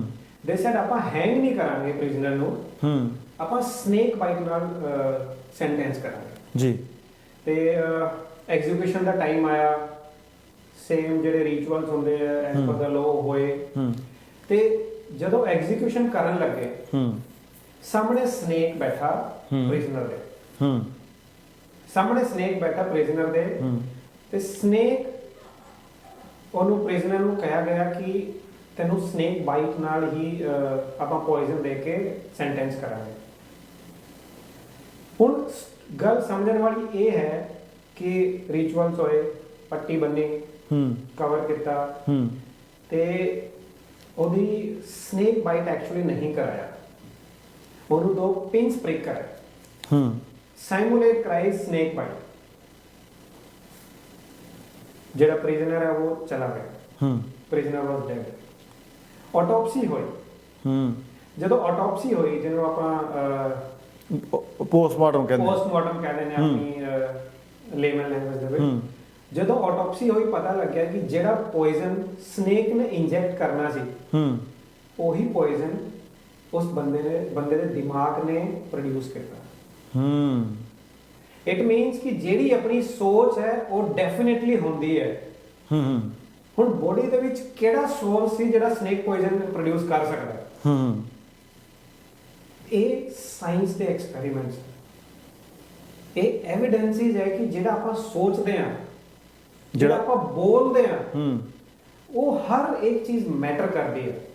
ਕਿਸ ਤਰ੍ਹਾਂ ਦੀ ਸਾਡੀ ਵੋਕੈਬਲਰੀ ਹੈ, ਕਿਸ ਤਰ੍ਹਾਂ ਦੇ ਵਰਡਸ ਆਪਾਂ ਯੂਜ਼, ਕਿਸ ਤਰ੍ਹਾਂ ਦੀ ਸਾਡੀ ਬਾਡੀ ਲੈਂਗੁਏਜ ਹੈ। ਜੀ ਉਹ ਕਹਿੰਦੇ ਕਿ ਜਿਹੜਾ ਬ੍ਰੇਨ ਹੈ ਨਾ, ਇਹ ਬ੍ਰੇਨ ਵਰਡਸ ਨਹੀਂ ਸਮਝਦਾ, ਪਿਕਚਰਸ। ਇਹ ਬ੍ਰੇਨ ਹਰ ਚੀਜ਼ ਨੂੰ ਪਿਕਚਰਾਈਜ਼ ਕਰਕੇ ਸਮਝਦਾ ਹੈ। ਹੁਣ ਬੱਚੇ ਨੂੰ ਆਪਾਂ ਕਹਿੰਦੇ ਆ ਕਿ ਇਹ ਐਲੀਫੈਂਟ ਪਿੰਕ ਹੈ, ਇੱਕੋ ਪਿਕਚਰ ਬਣ ਜਾਂਦੀ ਪਿੰਕ ਐਲੀਫੈਂਟ ਦੀ। ਬੱਚੇ ਨੇ ਐਲੀਫੈਂਟ ਪਿੰਕ ਦੀ ਹੀ ਪਿਕਚਰ ਬਣਾਉਣੀ ਹੈ। ਦਰਸ਼ਕਾਂ ਨੂੰ ਪੁੱਛ ਲੈਂਦੇ ਆ, ਤੁਸੀਂ ਕੋਈ ਵੀ ਚੀਜ਼ ਸੋਚੋ, ਹੁਣ ਤੁਸੀਂ ਸੋਚੋ ਕਿ ਇੱਕ ਬਹੁਤ ਵੱਡਾ ਰੈਸਟੋਰੈਂਟ ਆ, ਤਾਂ ਰਾਈਟ ਵੇ ਜਿਹੜੇ ਵੀ ਤੁਸੀਂ ਰੈਸਟੋਰੈਂਟ ਵਿੱਚ ਤੁਹਾਡਾ ਫੇਵਰੇਟ ਹੈ, ਜਿੱਥੇ ਤੁਹਾਨੂੰ ਵਧੀਆ ਖਾਣਾ ਬਣਦਾ, ਇੱਕੋ ਦਮ ਤੁਹਾਡੀ ਪਿਕਚਰ ਉਹ ਆ ਜਾਊਗੀ ਤੁਹਾਡੇ। ਤੁਸੀਂ ਕਿਸੇ ਸਕੂਲ, ਕਾਲਜ, ਯੂਨੀਵਰਸਿਟੀ ਜਿਸ ਵਿੱਚ ਤੁਸੀਂ ਗਏ ਹੋ, ਭਲਾ ਕਿਸੇ ਹੋਰ ਯੂਨੀਵਰਸਿਟੀ ਦੀ ਗੱਲ ਹੋਵੇ, ਤੁਹਾਡੇ ਬਿਲਡਿੰਗ ਤੁਹਾਡੀ ਯੂਨੀਵਰਸਿਟੀ ਸਕੂਲ ਦੀ ਆ, ਤੁਹਾਡੇ ਸਕੂਲ ਦੀ ਪਿਕਚਰ ਤੁਹਾਡੇ ਸਾਹਮਣੇ ਆ ਜਾਊਗੀ। ਤਾਂ ਆਪਾਂ ਜਦੋਂ ਕੋਈ ਵੀ ਵਰਡ ਬੋਲਦੇ ਆ ਤਾਂ ਉਹ ਆਪਣਾ ਜਿਹੜਾ ਦਿਮਾਗ ਆ ਉਹਦੀ ਇੱਕ ਪਿਕਚਰ ਬਣਾਉਂਦਾ, ਫਿਰ ਆਪਾਂ ਉਹ ਪਿਕਚਰ ਨੂੰ ਵੇਖ ਕੇ ਸੋਚਦੇ ਆ, ਪਿਕਚਰ ਨੂੰ ਵੇਖ ਕੇ ਬੋਲਦੇ ਆ। ਤਾਂ ਇਹ ਜਿਹੜਾ ਚੈਪਟਰ ਹੈ ਇਹਦੇ ਵਿੱਚ ਇੱਕ ਚੀਜ਼ ਹੋਰ ਵੀ ਸੰਜੀਵ ਤੁਹਾਨੂੰ ਦੱਸਣਗੇ ਕਿ ਤੁਹਾਡੀ ਜਿਹੜੀ ਵੋਕੈਬਲਰੀ ਆ ਨਾ, ਜਿਹੜਾ ਤੁਸੀਂ ਵਰਡ ਯੂਜ਼ ਕਰਦੇ ਹੋ ਆਪਣੀ ਲਾਈਫ ਦੇ ਵਿੱਚ, ਪੋਜ਼ਿਟਿਵ, ਨੈਗੇਟਿਵ, ਹੈ ਨਾ, ਕੋਈ ਸਕੇਰੀ ਵਰਡ, ਤਾਂ ਉਹ ਤੁਹਾਡੀ ਲਾਈਫ 'ਤੇ ਵੀ ਕਿਵੇਂ ਇੰਪੈਕਟ ਕਰਦੇ ਆ, ਉਹ ਵੀ ਇਸ ਚੈਪਟਰ ਦੇ ਵਿੱਚ ਬੜਾ ਬਾਕਮਾਲ ਆਥਰ ਨੇ ਦੱਸਿਆ ਹੈਗਾ। ਸੰਜੀਵ, ਇਹ ਜਿਹੜਾ ਪਿਕਚਰਾਈਜੇਸ਼ਨ ਵਾਲਾ, ਇਹਨੂੰ ਥੋੜਾ ਜਿਹਾ ਹੋਰ ਡਿਟੇਲ 'ਚ ਦੱਸੋ ਵੀ ਕਿਵੇਂ ਉਹ ਆਪਾਂ ਨੂੰ ਸਮਝਣ ਦੇ ਵਿੱਚ ਜਾਂ ਸਮਝਾਉਣ ਦੇ ਵਿੱਚ ਜਾਂ ਆਪਾਂ ਅਨਕੌਂਸ਼ੀਅਸ ਮਾਈਂਡ ਦੇ ਵਿੱਚ ਰੱਖਣ ਦੇ ਲਈ ਉਹ ਕਿਵੇਂ ਵਰਕ ਕਰਦਾ। ਦੇਖੋ ਜੀ, ਆਪਾਂ ਐਂ ਕਰ ਰਹੇ ਹਾਂ, ਆਪਾਂ ਫਰਸਟ ਟਾਈਮ ਮਿਲੇ ਹਾਂ ਕਿਤੇ ਜੀ, ਆਪਾਂ ਬੋਲਦੇ ਹਰਪ੍ਰੀਤ ਜੀ ਕਿੱਦਾਂ, ਸੰਜੀਵ ਕਿੱਦਾਂ। ਜੇ ਸੰਜੀਵ ਨੇ ਜਵਾਬ ਦਿੱਤਾ ਉਹ ਆਈ ਐਮ ਨੋਟ ਵੈਲ, ਮੇਰੀ ਤਬੀਅਤ ਖਰਾਬ ਹੈ, ਤੇ ਉਹਦੀ ਐਕਚੁਅਲੀ ਤਬੀਅਤ ਖਰਾਬ ਹੋ ਜਾਣੀ ਹੈ। ਜੇ ਸੰਜੀਵ ਨੇ ਜਵਾਬ ਦਿੱਤਾ ਕਿ ਚੜ੍ਹਦੀ ਕਲਾ ਭਾਈ, ਹਾਂ ਨਜ਼ਾਰਾ ਹੀ ਆ, ਨਜ਼ਾਰਾ ਹੀ ਹੈ, ਐਸ਼ ਹੈ, ਬਾਬੇ ਦੀ ਮਿਹਰ ਹੈ, ਤੇ ਉਹਦੀ ਲਾਈਫ ਚੜ੍ਹਦੀ ਕਲਾ 'ਚ ਹੀ ਰਹਿਣੀ ਹੈ। ਬਿਲਕੁਲ, ਕਿਉਂਕਿ ਜਿਹੜੇ ਵਰਡਸ ਉਹਨਾਂ ਨੇ ਯੂਜ਼ ਕੀਤੇ ਹੈ ਉਹ ਵਰਡਸ ਇਮੇਜ ਬਣਾਈ ਹੈ ਬ੍ਰੇਨ ਨੇ। ਹੁਣ ਬ੍ਰੇਨ ਨੇ ਉਹੀ ਮੈਸੇਜ ਸਾਰੀ ਬੋਡੀ 'ਚ ਰਿਲੀਜ਼ ਕਰਨਾ ਹੈ ਕਿ ਚੜ੍ਹਦੀ ਕਲਾ ਹੈ, ਚੜ੍ਹਦੀ ਕਲਾ, ਚੜ੍ਹਦੀ ਕਲਾ। ਮੈਂ ਸੰਜੀਵ ਇੱਕ ਵਾਰੀ ਮੈਂ ਦਰਸ਼ਕਾਂ ਨੂੰ ਫਿਰ ਇੱਕ ਵਾਰੀ ਇੱਥੇ ਨਾਲ ਜੋੜਦਾ ਕਿਉਂਕਿ ਇਹ ਜਿਹੜਾ ਚੈਪਟਰ ਦੀ ਜਿਹੜੀ ਗੱਲ ਹੋ ਰਹੀ ਹੈ, ਲਾ ਆਫ ਅਟਰੈਕਸ਼ਨ ਦੀ ਗੱਲ ਵੀ ਹੋ ਰਹੀ ਹੈ ਨਾਲ ਦੀ ਨਾਲ। ਅਸੀਂ ਕਿਤੇ ਨਾ ਕਿਤੇ ਅੱਗੇ ਜਾ ਕੇ ਉਹ ਇਸ ਤਰ੍ਹਾਂ ਦੀ ਜਿਹੜੀਆਂ ਬੁੱਕਸ ਲਾ ਆਫ ਅਟਰੈਕਸ਼ਨਸ ਦੇ ਉੱਪਰ ਜਿਹੜੀਆਂ ਬੁੱਕਸ ਆ ਨਾ, ਉਹ ਵੀ ਇੱਥੇ ਲੈ ਕੇ ਆਵਾਂਗੇ, ਸਮੀਖਿਆ ਕਰਾਂਗੇ। ਤੁਸੀਂ ਪੋਜ਼ਿਟਿਵ ਸੋਚਦੇ ਹੋ ਤਾਂ ਪੋਜ਼ਿਟਿਵ ਹੀ ਹੁੰਦਾ ਤੁਹਾਡੇ ਨਾਲ। ਤੁਸੀਂ ਗ੍ਰੈਟੀਟਿਊਡ 'ਚ ਰਹਿੰਦੇ ਹੋ ਤਾਂ ਤੁਹਾਡੇ ਫਿਰ ਜੋ ਯੂਨੀਵਰਸ ਆ ਨਾ ਤੁਹਾਡੇ 'ਤੇ ਬੜੀ ਵਰਖਾ ਕਰਦਾ, ਤੁਹਾਡੇ 'ਤੇ ਹਰ ਚੀਜ਼ ਦੀ ਤੁਸੀਂ ਸੋਚਦੇ ਹੋ ਜਾਂਦਾ। ਬਸ ਧੰਨਵਾਦ ਕਰਨਾ, ਸ਼ੁਕਰਾਨੇ ਕਰਨੇ ਆ ਉਸ ਸੱਚੇ ਪਾਤਸ਼ਾਹ, ਉਸ ਵਾਹਿਗੁਰੂ ਦੇ, ਉਸ ਰੱਬ ਦੇ, ਜੋ ਵੀ ਜਿਹੜਾ ਆਪਣਾ ਕ੍ਰੀਏਟਿਵ ਆ, ਜਿਹਨੇ ਸਾਰਾ ਕੁਝ ਸਿਰਜਿਆ। ਜਦੋਂ ਅਸੀਂ ਉਹ ਕਰਨਾ ਸ਼ੁਰੂ ਕਰ ਦਿੰਦੇ ਆ ਤਾਂ ਫਿਰ ਬਹੁਤ ਸਾਰੇ ਕੰਮ ਤੁਹਾਡੇ ਆਪਣੇ ਆਪ ਹੀ ਹੋਣ ਲੱਗ ਜਾਂਦੇ ਆ, ਸੋਲਵ ਹੋਣ ਲੱਗ ਜਾਂਦੇ, ਤੁਹਾਡੀ ਸੋਚ ਡਿਵੈਲਪ ਹੋਣੀ ਸ਼ੁਰੂ ਹੋ ਜਾਂਦੀ ਆ। ਲਾ ਆਫ ਅਟਰੈਕਸ਼ਨ ਇਹ ਬੜਾ ਜ਼ਬਰਦਸਤ ਇੱਕ ਕਹਿ ਲਓ ਅਧਿਆਇ ਹੈਗਾ। ਅਸੀਂ ਇਸ 'ਤੇ ਵੀ ਕੋਈ ਬੁੱਕ ਪਹਿਲਾਂ ਲੱਭ ਕੇ ਪੜ੍ਹ ਕੇ ਫਿਰ ਉਹਦੀ ਸਮੀਖਿਆ ਕਰਾਂਗੇ। ਪਰ ਜਿਹੜੀ ਸੰਜੀਵ ਗੱਲ ਕਰ ਰਹੇ ਆ ਹੁਣ, ਚੜ੍ਹਦੀ ਕਲਾ ਵਾਲੀ, ਸ਼ੁਕਰਾਨੇ ਵਾਲੀ, ਗ੍ਰੈਟੀਟਿਊਡ ਵਾਲੀ, ਉਹ ਇੱਕ ਬੁੱਕ ਹੈ ਜੀ, ਸੀਕ੍ਰੇਟ ਬੁੱਕ, ਉਹਦਾ ਟਾਈਟਲ ਸੀਕ੍ਰੇਟ। ਇੱਕ ਮੇਰੇ ਜੈਨ 'ਚ ਬੁੱਕ ਆ ਰਹੀ ਆ, ਉਹਦਾ ਨਾਮ ਵੀ ਮੈਜਿਕ ਜਾਦੂ। ਸੰਜੀਵ ਉਹ ਸਾਰੀ ਬੁੱਕ ਗ੍ਰੈਟੀਟਿਊਡ ਦੇ ਉੱਪਰ। ਜੇ ਅੱਜ ਮੈਨੂੰ ਮਹਾਰਾਜ ਨੇ ਕੁਛ ਦਿੱਤਾ, ਮੈਂ ਉਹਦਾ ਸ਼ੁਕਰਾਨਾ ਕਰੂੰਗਾ ਕਿ ਇਹ ਸੱਚੇ ਪਾਤਸ਼ਾਹ ਕਾਬਲ ਨਹੀਂ ਸੀ ਇਸ ਦੇ, ਜਿਹੜਾ ਤੁਸੀਂ ਸਾਨੂੰ ਨਵਾਜਿਆ। ਇਹ ਜੋ ਅਸੀਂ ਖਾ ਰਹੇ ਹਾਂ ਸੱਚੇ ਪਾਤਸ਼ਾਹ, ਇਹ ਤੁਹਾਡੀ ਕਿਰਪਾ। ਇਹ ਜੋ ਸਾਨੂੰ ਜੋ ਮਹਿਲ ਮਨਾਰੇ ਦਿੱਤੇ ਆ ਰਹਿਣ ਵਾਸਤੇ, ਇਹ ਤੁਹਾਡੀ ਕਿਰਪਾ। ਇਹ ਜੋ ਖੁਸ਼ੀਆਂ, ਇਹ ਜੋ ਸ਼ੌਹਰਤਾਂ, ਇਹ ਜੋ ਕਾਮਯਾਬੀਆਂ, ਇਹ ਤੁਸੀਂ ਸਾਨੂੰ ਦਿੱਤੀਆਂ, ਤੁਹਾਡੀ ਕਿਰਪਾ। ਧੰਨਵਾਦ ਆ ਤੁਹਾਡਾ, ਸ਼ੁਕਰ ਆ ਤੁਹਾਡਾ। ਜਦੋਂ ਇਸ ਤਰ੍ਹਾਂ ਦੀ ਤਰੀਕੇ ਨਾਲ ਆਪਣੀ ਸੋਚ ਡਿਵੈਲਪ ਹੋਣ ਲੱਗ ਜਾਂਦੀ ਹੈ ਤਾਂ ਫਿਰ ਜਿਹੜੀ ਇੱਕ ਮੋਰਾਈਕਲ ਪਾਵਰ ਤੁਹਾਡੇ 'ਤੇ, ਉਹ ਵੀ ਤੁਹਾਡਾ ਸਾਥ ਦੇਣਾ ਸ਼ੁਰੂ ਕਰ ਦਿੰਦੀ ਆ। ਉਹ ਵੀ ਤੁਹਾਡੀ ਜਿਹੜੀ ਪਰਸਨੈਲਿਟੀ ਉਹਨੂੰ ਡਿਵੈਲਪ ਕਰਨਾ ਸ਼ੁਰੂ ਕਰ ਦਿੰਦੀ ਆ। ਉਹ ਵੀ ਤੁਹਾਡੇ ਰਾਹ ਖੋਲ੍ਹਣੇ ਸ਼ੁਰੂ ਕਰ ਦਿੰਦੀ ਆ। ਤਾਂ ਮੰਜ਼ਿਲ, ਫਿਰ ਤੁਸੀਂ ਮੰਜ਼ਿਲ ਵੱਲ ਨੂੰ ਤਾਂ ਵੱਧਦੇ ਵੱਧਦੇ ਮੰਜ਼ਿਲ ਵੀ ਤੁਹਾਡੇ ਵੱਲੋਂ ਆਉਣਾ ਸ਼ੁਰੂ ਕਰ ਦਿੰਦੀ ਆ। ਗ੍ਰੈਟੀਟਿਊਡ ਇੱਕ ਇਸ ਤਰ੍ਹਾਂ ਦੀ ਇੱਕ ਇਸ ਤਰ੍ਹਾਂ ਦਾ ਵਰਡ ਆ, ਜਦੋਂ ਆਪਾਂ ਇਹਨੂੰ ਅਪਣਾ ਲੈਂਦੇ ਹਾਂ, ਜਦੋਂ ਆਪਾਂ ਸ਼ੁਕਰਾਨੇ ਵਾਲੇ ਮੋਡ 'ਚ ਆ ਜਾਂਦੇ ਹਾਂ, ਤਾਂ ਫਿਰ ਜਿਹੜੀਆਂ ਉੱਪਰਲੀਆਂ ਤਾਕਤਾਂ ਹੈਗੀਆਂ ਉਹ ਵੀ ਤੁਹਾਡੇ ਨਾਲ ਜੁੜ ਜਾਂਦੀਆਂ। ਸੰਜੀਵ, ਤੁਸੀਂ ਗੱਲ ਕਰ ਰਹੇ ਸੀਗੇ ਹਾਊ ਟੂ ਥਿੰਕ ਬਿਗ ਜੀ। ਉਹ ਕਹਿੰਦੇ ਕਿ ਜਿਹੜਾ ਆਪਣਾ ਮਾਈਂਡ ਹੈ ਨਾ, ਇਹ ਬਹੁਤ ਹੀ ਚੰਚਲ ਹੈ ਜੀ, ਬਹੁਤ ਹੀ ਚੰਚਲ ਹੈ। ਆਪਣੇ ਇੱਕ ਹਰਪ੍ਰੀਤ ਜੀ ਬਾਲੀਵੁੱਡ ਦੇ ਵਿੱਚ ਇੱਕ ਮੂਵੀ ਬਣਾਈ ਸੀ, ਆਈ ਗੈਸ 3 ਇਡੀਅਟਸ। ਹਾਂਜੀ ਹਾਂ, ਉਹਦੇ 'ਚ ਗਾਣਾ ਵੀ ਸੀ, ਦਿਲ पे रख के हाथ इसे तू समझा ले, all is well, all is well ਜਿਹੜਾ ਉਹ ਡਾਇਲੌਗ ਬੜਾ ਫੇਮਸ ਹੋਇਆ ਸੀ। ਉਹ ਕਹਿੰਦੇ ਕਿ ਦਿਲ ਜਿਹੜਾ ਮਨ ਹੈ, ਇਹ ਚੰਚਲ ਹੈ, ਮਾਮੂ ਹੈ, ਇਹਨੂੰ ਮਾਮੂ ਬਣਾ ਕੇ ਰੱਖੋ, ਇਹਨੂੰ ਪੈਂਪਰ ਕਰਕੇ ਰੱਖੋ, ਇਹ ਤੁਹਾਡੀ ਸਾਰੀ ਗੱਲਾਂ ਮੰਨਦਾ ਹੈ। ਜੇ ਇਹ ਤੁਹਾਨੂੰ ਕੰਟਰੋਲ ਕਰਦਾ ਹੈ, ਫਿਰ ਤੁਸੀਂ ਪ੍ਰੋਗਰੈਸ ਨਹੀਂ ਕਰ ਸਕਦੇ। ਇਹ ਮਾਸਟਰ ਸਲੇਵ ਆ ਜੀ। ਜੇ ਤੁਸੀਂ ਇਹਦੇ ਸਲੇਵ ਹੋਗੇ, ਤੁਸੀਂ ਇਹਦੇ ਸਾਹਮਣੇ ਨੱਚੋਗੇ। ਜੇ ਤੁਸੀਂ ਇਹਨੂੰ ਸਲੇਵ ਬਣਾ ਲਿਆ ਕਿ ਭਾਈ ਓਕੇ, ਮੈਂ ਕਹਿੰਦਾ ਸਲੇਵ ਵੀ ਨਾ ਬਣੋ, ਨਾ ਇਹਦੇ ਬਣੋ, ਨਾ ਇਹਨੂੰ ਬਣਾਓ, ਇਹਦੇ ਫਰੈਂਡ ਬਣ ਜਾਓ। ਇਹਦੇ ਨਾਲ ਫਰੈਂਡਲੀ ਗੱਲ ਕਰੋ, ਫਰੈਂਡਲੀ ਡੀਲ ਕਰੋ। ਕਹਿੰਦੇ ਜਦੋਂ ਵੀ ਗੱਲ ਕਰੋ, ਬ੍ਰਾਈਟ ਵਰਡਸ ਯੂਜ਼ ਕਰੋ, ਵੋਕੈਬਲਰੀ, ਚੀਅਰਫੁਲ ਵਰਡਸ ਯੂਜ਼ ਕਰੋ, ਪੋਜ਼ਿਟਿਵ ਵਰਡਸ ਯੂਜ਼ ਕਰੋ। ਜਦੋਂ ਆਪਾਂ ਪੋਜ਼ਿਟਿਵ ਵਰਡਸ ਯੂਜ਼ ਕਰਦੇ ਹਾਂ, ਆਪਣੇ ਪ੍ਰੋਬਲਮਸ, ਆਪਣੇ ਚੈਲੰਜਸ ਬਣ ਜਾਂਦੇ ਨੇ। ਹੁਣ ਦੇਖੋ, ਪ੍ਰੋਬਲਮ ਕਿਹਦੀ ਲਾਈਫ ਦੇ ਵਿੱਚ ਨਹੀਂ ਹੈ? ਬੱਚਾ, ਬਿਜ਼ਨਸ, ਫੈਮਿਲੀ, ਰਿਲੇਸ਼ਨਸ, ਹਰ ਇੱਕ ਦੇ ਲਾਈਫ ਦੇ ਫੇਜ਼ ਦੇ ਅਲੱਗ-ਅਲੱਗ ਪ੍ਰੋਬਲਮਸ। ਬਿਲਕੁਲ।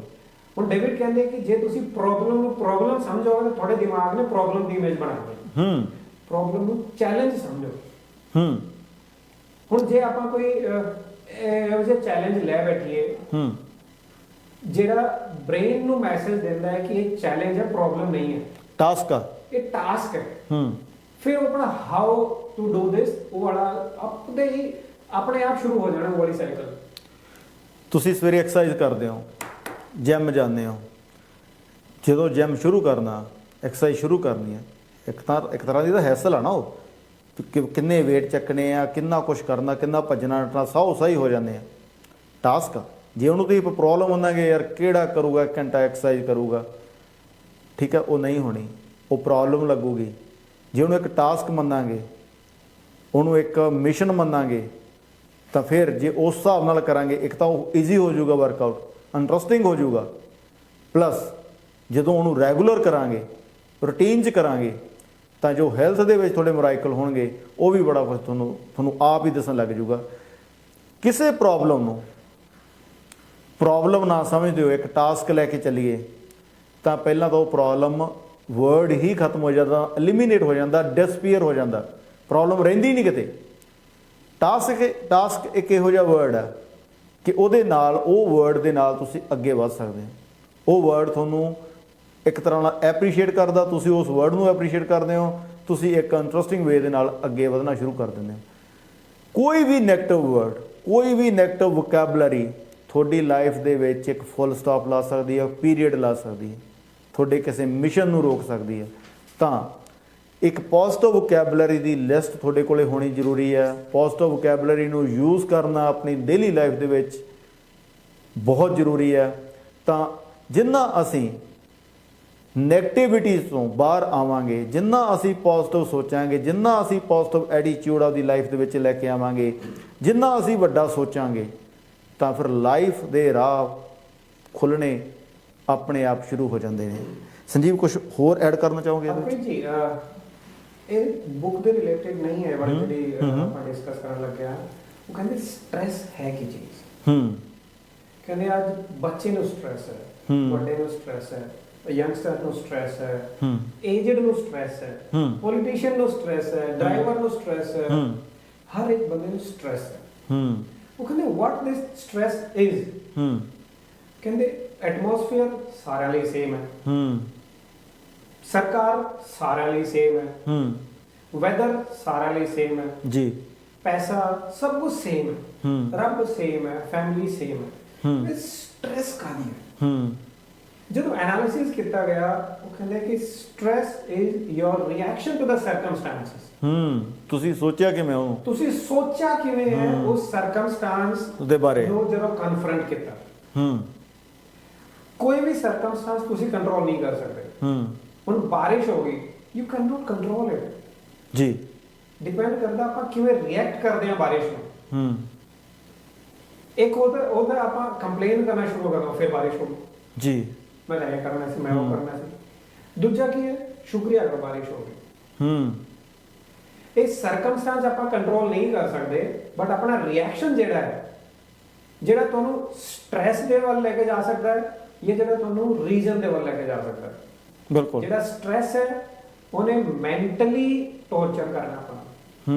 ਜਦੋਂ ਸਟ੍ਰੈਸ ਫੈਮਿਲੀ ਦੇ ਵਿੱਚ ਆ ਗਿਆ, ਜੇ ਪਰਸਿਸਟੈਂਟਲੀ ਸਟ੍ਰੈਸ ਬਣਾ ਰਹੇ, ਫੈਮਿਲੀ ਦੇ ਵਿੱਚ ਆ ਕੇ ਰਿਲੇਸ਼ਨ ਖਰਾਬ ਹੁੰਦੇ ਆ, ਫਾਈਨੈਂਸਿਸ ਖਰਾਬ ਹੁੰਦੇ ਆ, ਆਪਣੀ ਹੈਲਥ ਖਰਾਬ ਹੁੰਦੀ ਹੈ। ਜੇ ਉਹੀ ਸਟ੍ਰੈਸ ਜਿਹੜਾ ਆਪਾਂ ਰਿਐਕਸ਼ਨ ਕਰਕੇ ਸਟ੍ਰੈਸ ਪ੍ਰੋਡਿਊਸ ਕੀਤਾ, ਉਹਨੂੰ ਆਪਾਂ ਸਟ੍ਰੈਸ ਨਹੀਂ, ਉਹਨੂੰ ਆਪਾਂ ਪੋਜ਼ਿਟਿਵ ਰਿਐਕਸ਼ਨ ਵੱਲ ਲੈ ਜਾਈਏ। ਬਿਲਕੁਲ ਸੰਜੀਵ, ਜਿਹੜਾ ਇਹਦੇ ਨਾਲ ਮੈਂ ਇੱਕ ਆਪਣੀ ਪਰਸਨਲ ਇਸ ਮੰਚ ਤੋਂ ਇੱਕ ਘਟਨਾ ਤੁਹਾਡੇ ਨਾਲ ਸਾਂਝੀ ਕਰਨਾ ਚਾਹੁੰਦਾ। ਗੱਲ ਕੋਈ ਹੋਣੀ ਆ ਅੱਜ ਤੋਂ 25 ਸਾਲ ਪਹਿਲਾਂ ਦੀ, 94-5 ਦੀ ਗੱਲ ਹੋਣੀ ਆ। ਇਹ ਸਰਦੀਆਂ ਦੇ ਦਿਨ, ਜਿਹੜੇ ਜਨਵਰੀ ਫਰਵਰੀ ਵਾਲੀ ਜਿਹੜੀ ਸਰਦੀ ਹੁੰਦੀ ਆ, ਕੋਈ ਸਾਡੇ ਅਸੀਂ ਜਦੋਂ ਪੜ੍ਹਦੇ ਹੁੰਦੇ, ਕੋਈ ਨਾ ਕੋਈ, ਤੁਹਾਨੂੰ ਪਤਾ ਕਿ ਸਟੂਡੈਂਟ ਲਾਈਫ ਦੇ ਵਿੱਚ ਕੋਈ ਨਾ ਕੋਈ ਝੰਜਟ ਜੇ ਆਉਂਦੇ ਰਹਿੰਦੇ ਆ, ਅਤੇ ਇਸ ਤਰ੍ਹਾਂ ਦੀ ਕੋਈ ਪ੍ਰੋਬਲਮ ਸਾਡੇ ਨਾਲ ਵੀ ਹੈਪਨ ਹੋਈ। ਤਾਂ ਅਸੀਂ ਕਿਸੇ ਨੂੰ ਮਿਲਣਾ ਸੀ, ਕਿਸੇ ਲੀਡਰ ਨੂੰ ਮਿਲਣਾ ਸੀ। ਮੈਂ ਅਤੇ ਮੇਰਾ ਫਰੈਂਡ, ਅਸੀਂ ਸਕੂਟਰ 'ਤੇ ਪੂਰੀ ਠੰਡ ਦੇ ਵਿੱਚ ਜਾ ਰਹੇ ਸੀ। ਮਿਲਣਾ ਬਹੁਤ ਜ਼ਰੂਰੀ ਸੀ, ਸ਼ਾਮ ਦਾ ਟਾਈਮ ਸੀ, ਹਨੇਰਾ ਹੋ ਚੁੱਕਾ ਸੀ, ਅਤੇ ਐਂ ਸੀਗਾ ਵੀ ਕਿਸੇ ਤਰੀਕੇ ਨਾਲ ਇਹ ਜਿਹੜਾ ਸਾਡਾ ਸਕੂਟਰ ਆ, ਇਹ ਉੱਡ ਕੇ ਉੱਥੇ ਪਹੁੰਚ ਜੇ, ਵੀ ਵੇਟ ਨਹੀਂ ਸੀ ਹੋ ਰਹੀ। ਸਾਨੂੰ ਇਹ ਸੀ ਕਿ ਬਹੁਤ ਜ਼ਰੂਰੀ ਆ, ਨਹੀਂ ਤਾਂ ਅਦਰਵਾਈਜ਼ ਸਾਡੇ ਕੁਝ ਇੱਕ ਫਰੈਂਡਸ ਉਹ ਟਰਬਲ 'ਚ ਆ ਸਕਦੇ ਸੀ।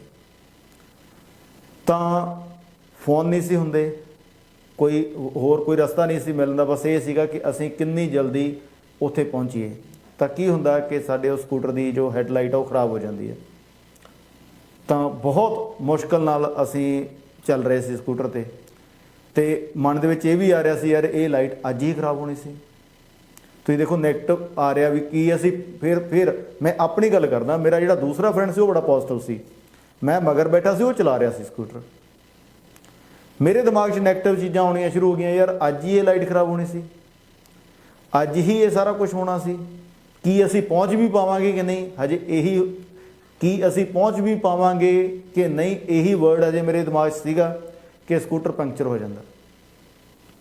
ਸਕੂਟਰ ਪੰਕਚਰ ਹੋ ਜਾਂਦਾ ਜੀ। ਫਿਰ ਉਸ ਤੋਂ ਬਾਅਦ ਜਿਹੜਾ ਅਸੀਂ ਜਿਹਦੇ ਨਾਲ ਉਹ ਖੋਲ੍ਹਣਾ ਸੀ ਟਾਇਰ, ਸਟੈਪਨੀ ਚੇਂਜ ਕਰਨੀ ਸੀ, ਉਹ ਵੀ ਉਹਦੇ ਵਿੱਚ ਇੱਕ ਟੁੱਟਿਆ ਹੋਇਆ ਸੀਗਾ। ਉਹ ਲਾਈਕ ਉਹ ਪੂਰਾ ਪ੍ਰੋਪਰ ਕੰਮ ਨਹੀਂ ਸੀ ਕਰਦਾ। ਪੂਰੀ ਠੰਡ, ਹੱਥ ਬਿਲਕੁਲ ਠਰੇ ਵੇ, ਉਹ ਟਾਈਟ ਜਿਹੜੇ ਸਕਰੂ ਸਾਡੇ ਤੋਂ ਖੁੱਲ੍ਹ ਨਹੀਂ ਰਹੇ ਸੀ। ਅਤੇ ਮੈਂ ਬਹੁਤ ਜ਼ਿਆਦਾ ਜਿਵੇਂ ਰਿਐਕਟ ਨੈਗੇਟਿਵਿਟੀ 'ਚ ਇੱਕ ਤਰ੍ਹਾਂ ਨਾਲ ਮੈਂ ਸਕੂਟਰ ਦੇ ਲੱਤ ਵੀ ਜਿੱਦਾਂ ਮਾਰੀ ਕਿ ਯਾਰ ਇਹ ਕੀ ਆ, ਐਂ ਕਿਉਂ ਆ। ਪਰ ਉਹ ਮੇਰੇ ਫਰੈਂਡ ਨੇ ਜਿਹੜਾ ਪੋਜ਼ਿਟਿਵ ਸੋਚ ਰਿਹਾ ਸੀ, ਉਹਨੇ ਜਿਵੇਂ ਤਿਵੇਂ ਕਰਕੇ ਉਹ ਸਟੈਪਨੀ ਚੇਂਜ ਕੀਤੀ। ਤਾਂ ਹੁਣ ਅਸੀਂ ਦੁਬਾਰਾ ਫਿਰ ਆਪਦੇ ਮੰਜ਼ਿਲ ਵੱਲ ਜਿਹੜੇ ਬੰਦੇ ਨੂੰ ਮਿਲਣਾ ਸੀ ਉਧਰ ਨੂੰ ਤੁਰ ਪਏ। ਤਾਂ ਮੈਂ ਫਿਰ ਮੇਰੇ ਦਿਮਾਗ 'ਚ ਕੋਈ ਇਸ ਤਰ੍ਹਾਂ ਹੀ ਆ ਰਿਹਾ, ਯਾਰ ਇਹ ਦੈਟਸ ਰੋਂਗ, ਆਈ ਨਹੀਂ ਹੋਣਾ ਚਾਹੀਦਾ ਸੀ, ਦੈਟਸ ਰੋਂਗ। ਅਖੀਰ ਅਸੀਂ ਉੱਥੇ ਪਹੁੰਚ ਗਏ ਜਿੱਥੇ ਪਹੁੰਚਣਾ ਸੀਗਾ। ਉੱਥੇ ਜਾ ਕੇ ਉਹ ਸਾਰੀ ਉਹਨਾਂ ਨੂੰ ਗੱਲਬਾਤ ਦੱਸੀ ਕਿ ਆਹ ਚੀਜ਼ ਹੋਈ ਹੈ, ਇਸ ਐਕਚੁਅਲੀ ਇਸ ਤਰ੍ਹਾਂ ਹੈਪਨ ਹੋਇਆ। ਤਾਂ ਉਹਨਾਂ ਨੇ ਆਪਦੇ ਕੋਈ ਫੋਨ ਦੇ ਜ਼ਰੀਏ ਉਹ ਜਿਹੜੀ ਘਟਨਾ ਸੀਗੀ, ਜੋ ਪ੍ਰੋਬਲਮ ਸੀਗੀ, ਉਹਨਾਂ ਨੇ ਸੋਲਵ ਕਰਤੀ। ਹੁਣ ਉਸ ਤੋਂ 2-3-4 ਸਾਲ ਬਾਅਦ ਅਸੀਂ ਚੰਡੀਗੜ੍ਹ ਫਿਰ ਦੁਬਾਰਾ ਇਕੱਠੇ ਹੋਏ, ਇੱਕੋ ਅਸੀਂ ਕੋਰਸ ਦੇ ਵਿੱਚ ਸੀਗੇ। ਤਾਂ ਇਹ ਜਿਹੜੀ ਘਟਨਾ ਸੀ ਉਦੋਂ ਯਾਦ ਕੀਤੀ ਕਿ ਦੇਖੋ ਉਸ ਟਾਈਮ 'ਤੇ ਇੱਕ ਬਹੁਤ ਵੱਡਾ ਪ੍ਰੋਬਲਮ ਦੇ ਵਿੱਚ ਆਪਾਂ ਫਸ ਸਕਦੇ ਸੀਗੇ। ਆਪਣੇ ਫਰੈਂਡਸ ਉਸ ਚੀਜ਼ ਦੇ ਵਿੱਚ ਆ ਸਕਦੇ ਸੀਗੇ ਕਿ ਆਪਾਂ ਦੇਖੋ ਬੜਾ ਵਧੀਆ ਤਰੀਕੇ ਦੇ ਨਾਲ ਉਹ ਸੋਲਵ ਹੋ ਗਈ। ਤਾਂ ਫਿਰ ਇਸ ਘਟਨਾ ਦਾ ਜ਼ਿਕਰ ਵੀ ਹੋਇਆ ਜਿਹੜੀ ਮੇਰੇ ਤੇ ਮੇਰੇ ਫਰੈਂਡ ਦੇ ਨਾਲ ਉਹ ਸਕੂਟਰ 'ਤੇ ਹੋਈ ਸੀ। ਮੈਂ ਦੱਸਿਆ ਕਿ ਹਾਂ ਮੈਂ ਬਹੁਤ ਨੈਗੇਟਿਵ ਸੀ ਉਸ ਟਾਈਮ 'ਤੇ, ਮਤਲਬ ਮੈਂ ਜ਼ਿਆਦਾ ਘਬਰਾਇਆ ਹੋਇਆ ਸੀਗਾ, ਮੈਂ ਹਰ ਚੀਜ਼ ਨੂੰ ਨੈਗੇਟਿਵ ਲੈ ਰਿਹਾ ਸੀਗਾ। ਤਾਂ ਜਦੋਂ ਉਸ ਮੇਰੇ ਫਰੈਂਡ ਨੇ ਉਸ ਟਾਈਮ 'ਤੇ ਮੈਨੂੰ ਆਪਣੇ ਪੁਆਇੰਟ ਆਫ ਵਿਊ ਦੱਸੇ ਕਿ ਉਹਦੇ ਦਿਮਾਗ 'ਚ ਕੀ ਚੱਲ ਰਿਹਾ ਸੀ, ਉਹ ਕਹਿੰਦਾ ਸੀ ਹਰਪ੍ਰੀਤ ਜਦੋਂ ਲਾਈਟ ਖਰਾਬ ਹੋਈ ਸਕੂਟਰ ਦੀ ਤਾਂ ਮੈਨੂੰ ਇਹ ਸੀਗਾ ਕਿ ਮੈਂ ਵੀ ਇੱਕ ਆਈਡੀਆ ਦੇ ਨਾਲ ਮੈਂ ਰੋਡ ਦੇ ਵਿਚਾਲੇ ਜਾਣਾ ਹੈਗਾ।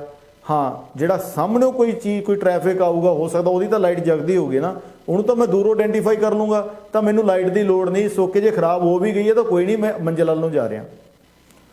ਫਿਰ ਜਦੋਂ ਆਪਣਾ ਜਦੋਂ ਟਾਇਰ ਉਹਦਾ ਸਕੂਟਰ ਦਾ ਪੰਕਚਰ ਹੋਇਆ ਤਾਂ ਮੈਨੂੰ ਇੱਕ ਵਾਰੀ ਇੰਨਾ ਜ਼ਰੂਰ ਸੀਗਾ ਕਿ ਉਹ ਇੰਨਾ ਸਕਰੂ ਟਾਈਟ ਨਾ ਹੋਏ ਹੋਣ ਕਿ ਮੇਰੇ ਤੋਂ ਖੁੱਲ੍ਹੇ ਨਾ, ਕਿਉਂਕਿ ਹੱਥ ਵੀ ਕੰਮ ਨਹੀਂ ਕਰ ਰਹੇ ਸੀ। ਪਰ ਜਦੋਂ ਮੈਂ ਉਹ ਸਟੈਪਨੀ ਚੇਂਜ ਕਰਕੇ ਆਪਾਂ ਦੁਬਾਰਾ ਸਕੂਟਰ 'ਤੇ ਬੈਠੇ, ਮੈਨੂੰ ਪਤਾ ਕਿ ਤੂੰ ਬਹੁਤ ਜ਼ਿਆਦਾ ਲਾਈਕ ਵੀ ਇਸ ਤਰ੍ਹਾਂ ਸੋਚ ਰਿਹਾ ਸੀਗਾ ਵੀ ਪਤਾ ਨਹੀਂ ਹੁਣ ਕੀ ਹੋਣਾ। ਪਰ ਮੈਂ ਉਹ ਮੇਰੇ ਫਰੈਂਡ ਦੀ ਆਹ ਵਾਲੀ ਗੱਲ ਜਿਹੜੀ ਮੈਂ ਤੁਹਾਨੂੰ ਦੱਸਣ ਲੱਗਾ, ਉਹ ਬੰਦਾ ਇਸ ਲਈ ਵੀ ਰੈਡੀ ਸੀਗਾ ਕਿ ਹੁਣ ਇਹ ਸਟੈਪਨੀ ਵੀ ਪੈਂਚਰ ਹੋਊਗੀ ਅਤੇ ਅਸੀਂ ਭੱਜ ਕੇ ਜਾਵਾਂਗੇ ਜਿਹੜੇ ਗਾਂਹ ਵਾਲੇ 10-12 ਕਿਲੋਮੀਟਰ। ਇਹ ਹੁੰਦੀ ਹੈ ਪੋਜ਼ਿਟਿਵਿਟੀ। ਇਹ ਹੁੰਦੀ ਹੈ ਕਿ ਜਦੋਂ ਤੁਸੀਂ ਕਿਸੇ ਟਰਬਲ ਦੇ ਵਿੱਚੋਂ, ਕਿਸੇ ਪ੍ਰੋਬਲਮ ਦੇ ਵਿੱਚੋਂ ਕਿਵੇਂ ਪੋਜ਼ਿਟਿਵ ਹੋ ਕੇ ਤੁਸੀਂ ਉਹਦੇ ਵਿੱਚੋਂ ਲੰਘਣਾ। ਹੁਣ ਇੱਕ ਮੇਰਾ ਮਾਈਂਡ ਬਿਲਕੁਲ ਨੈਗੇਟਿਵ ਸੀ, ਉਸ ਪਰਸਨ ਦਾ ਜਿਹੜਾ ਸਕੂਟਰ ਡਰਾਈਵ ਕਰ ਰਿਹਾ ਸੀ ਬਹੁਤ positive C, negative and positive.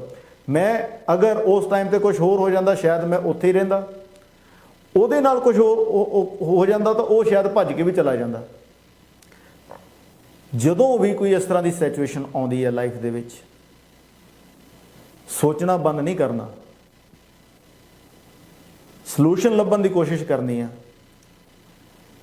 ਕੰਮ ਫੋਕਸ ਕਰਨਾ ਵੀ ਆਪਾਂ ਐਕਚੁਅਲੀ ਤੁਰੇ ਕਿਸ ਪਰਪਸ ਲਈ ਆ, ਉਹਨੂੰ ਕਿਵੇਂ ਆਪਾਂ ਬੇਸ਼ੱਕ 2 ਸਟੈਪ ਅੱਗੇ ਚੱਲੀਏ ਜ਼ਰੂਰ।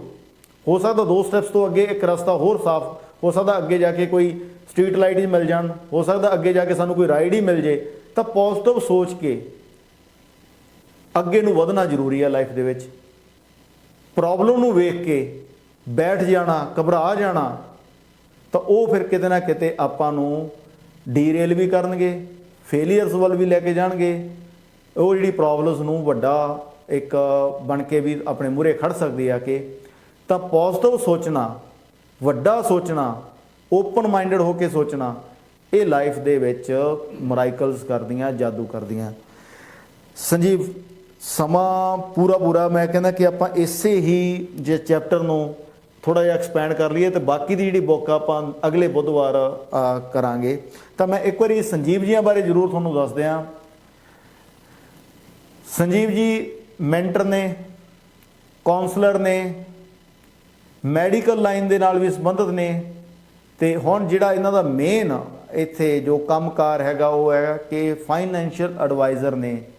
ਤੁਹਾਡੇ ਜਿਹੜੇ ਫਾਈਨੈਂਸ ਆ ਉਹਨਾਂ ਨੂੰ ਮੈਨੇਜ ਕਰਦੇ ਨੇ, ਉਹਦੀ ਤੁਹਾਨੂੰ ਸਲਾਹ ਦਿੰਦੇ ਨੇ ਕਿਵੇਂ ਤੁਸੀਂ ਛੋਟੀਆਂ ਬਚਤਾਂ ਕਰਕੇ ਇੱਕ ਵੱਡੀ ਅਮਾਊਂਟ, ਇੱਕ ਰਕਮ ਜਮ੍ਹਾਂ ਕਰ ਸਕਦੇ ਹੋ, ਕਿਵੇਂ ਤੁਸੀਂ ਛੋਟੀਆਂ ਗੁੱਡ ਹੈਬਿਟਸ ਲੈ ਕੇ ਆਪਣੀ ਲਾਈਫ ਨੂੰ ਵਧੀਆ ਕਰ ਸਕਦੇ ਹੋ।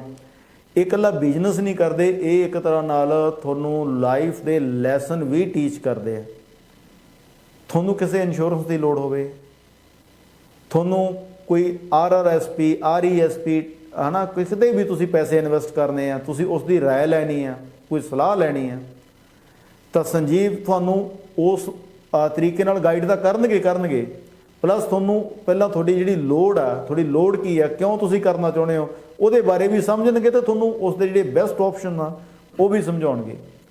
ਸਾਡੇ ਇਸ ਮੰਚ ਦੇ ਥਰੂ ਜਿੰਨੇ ਵੀ ਪਰਿਵਾਰ ਸੰਜੀਵ ਜੀਆਂ ਨਾਲ ਕੰਮ ਕਰਕੇ ਜੁੜੇ ਆ, ਪੈਸੇ ਧੇਲੇ ਦੀ ਗੱਲ ਕਰਕੇ ਜੁੜੇ ਆ, ਉਹਨਾਂ ਦੀ ਸਾਨੂੰ ਬਹੁਤ ਵਧੀਆ ਫੀਡਬੈਕ ਆਉਂਦੀ ਹੈ ਕਿ ਸੰਜੀਵ ਬਹੁਤ ਡਿਟੇਲ ਦੇ ਵਿੱਚ ਉਹ ਸਾਰੀਆਂ ਚੀਜ਼ਾਂ ਨੂੰ, ਉਸ ਮੈਨੇਜਮੈਂਟ ਨੂੰ, ਮਨੀ ਮੈਨੇਜਮੈਂਟ ਨੂੰ ਸਮਝਾਉਂਦੇ ਨੇ, ਪੋਰਟਫੋਲੀਓ ਨੂੰ ਸਮਝਦੇ ਨੇ, ਫਿਰ ਉਸ ਤੋਂ ਬਾਅਦ ਸਾਰਾ ਅੱਗੇ ਦੱਸਦੇ ਨੇ ਕਿ ਤੁਹਾਡੇ ਲਈ ਕੀ ਬੈਟਰ ਹੋ ਸਕਦਾ, ਤੁਹਾਡੀ ਇਨਕਮ ਦੇ ਹਿਸਾਬ ਨਾਲ, ਤੁਹਾਡੀ ਏਜ ਦੇ ਹਿਸਾਬ ਦੇ ਨਾਲ, ਤੁਹਾਡੀਆਂ ਲਾਇਬਿਲਿਟੀਜ਼ ਦੇ ਹਿਸਾਬ ਦੇ ਨਾਲ ਕਿਵੇਂ ਤੁਸੀਂ ਆਪਦੇ ਆਪ ਨੂੰ ਫਾਈਨੈਂਸ਼ੀਅਲੀ ਡਿਵੈਲਪ ਕਰ ਸਕਦੇ ਹੋ।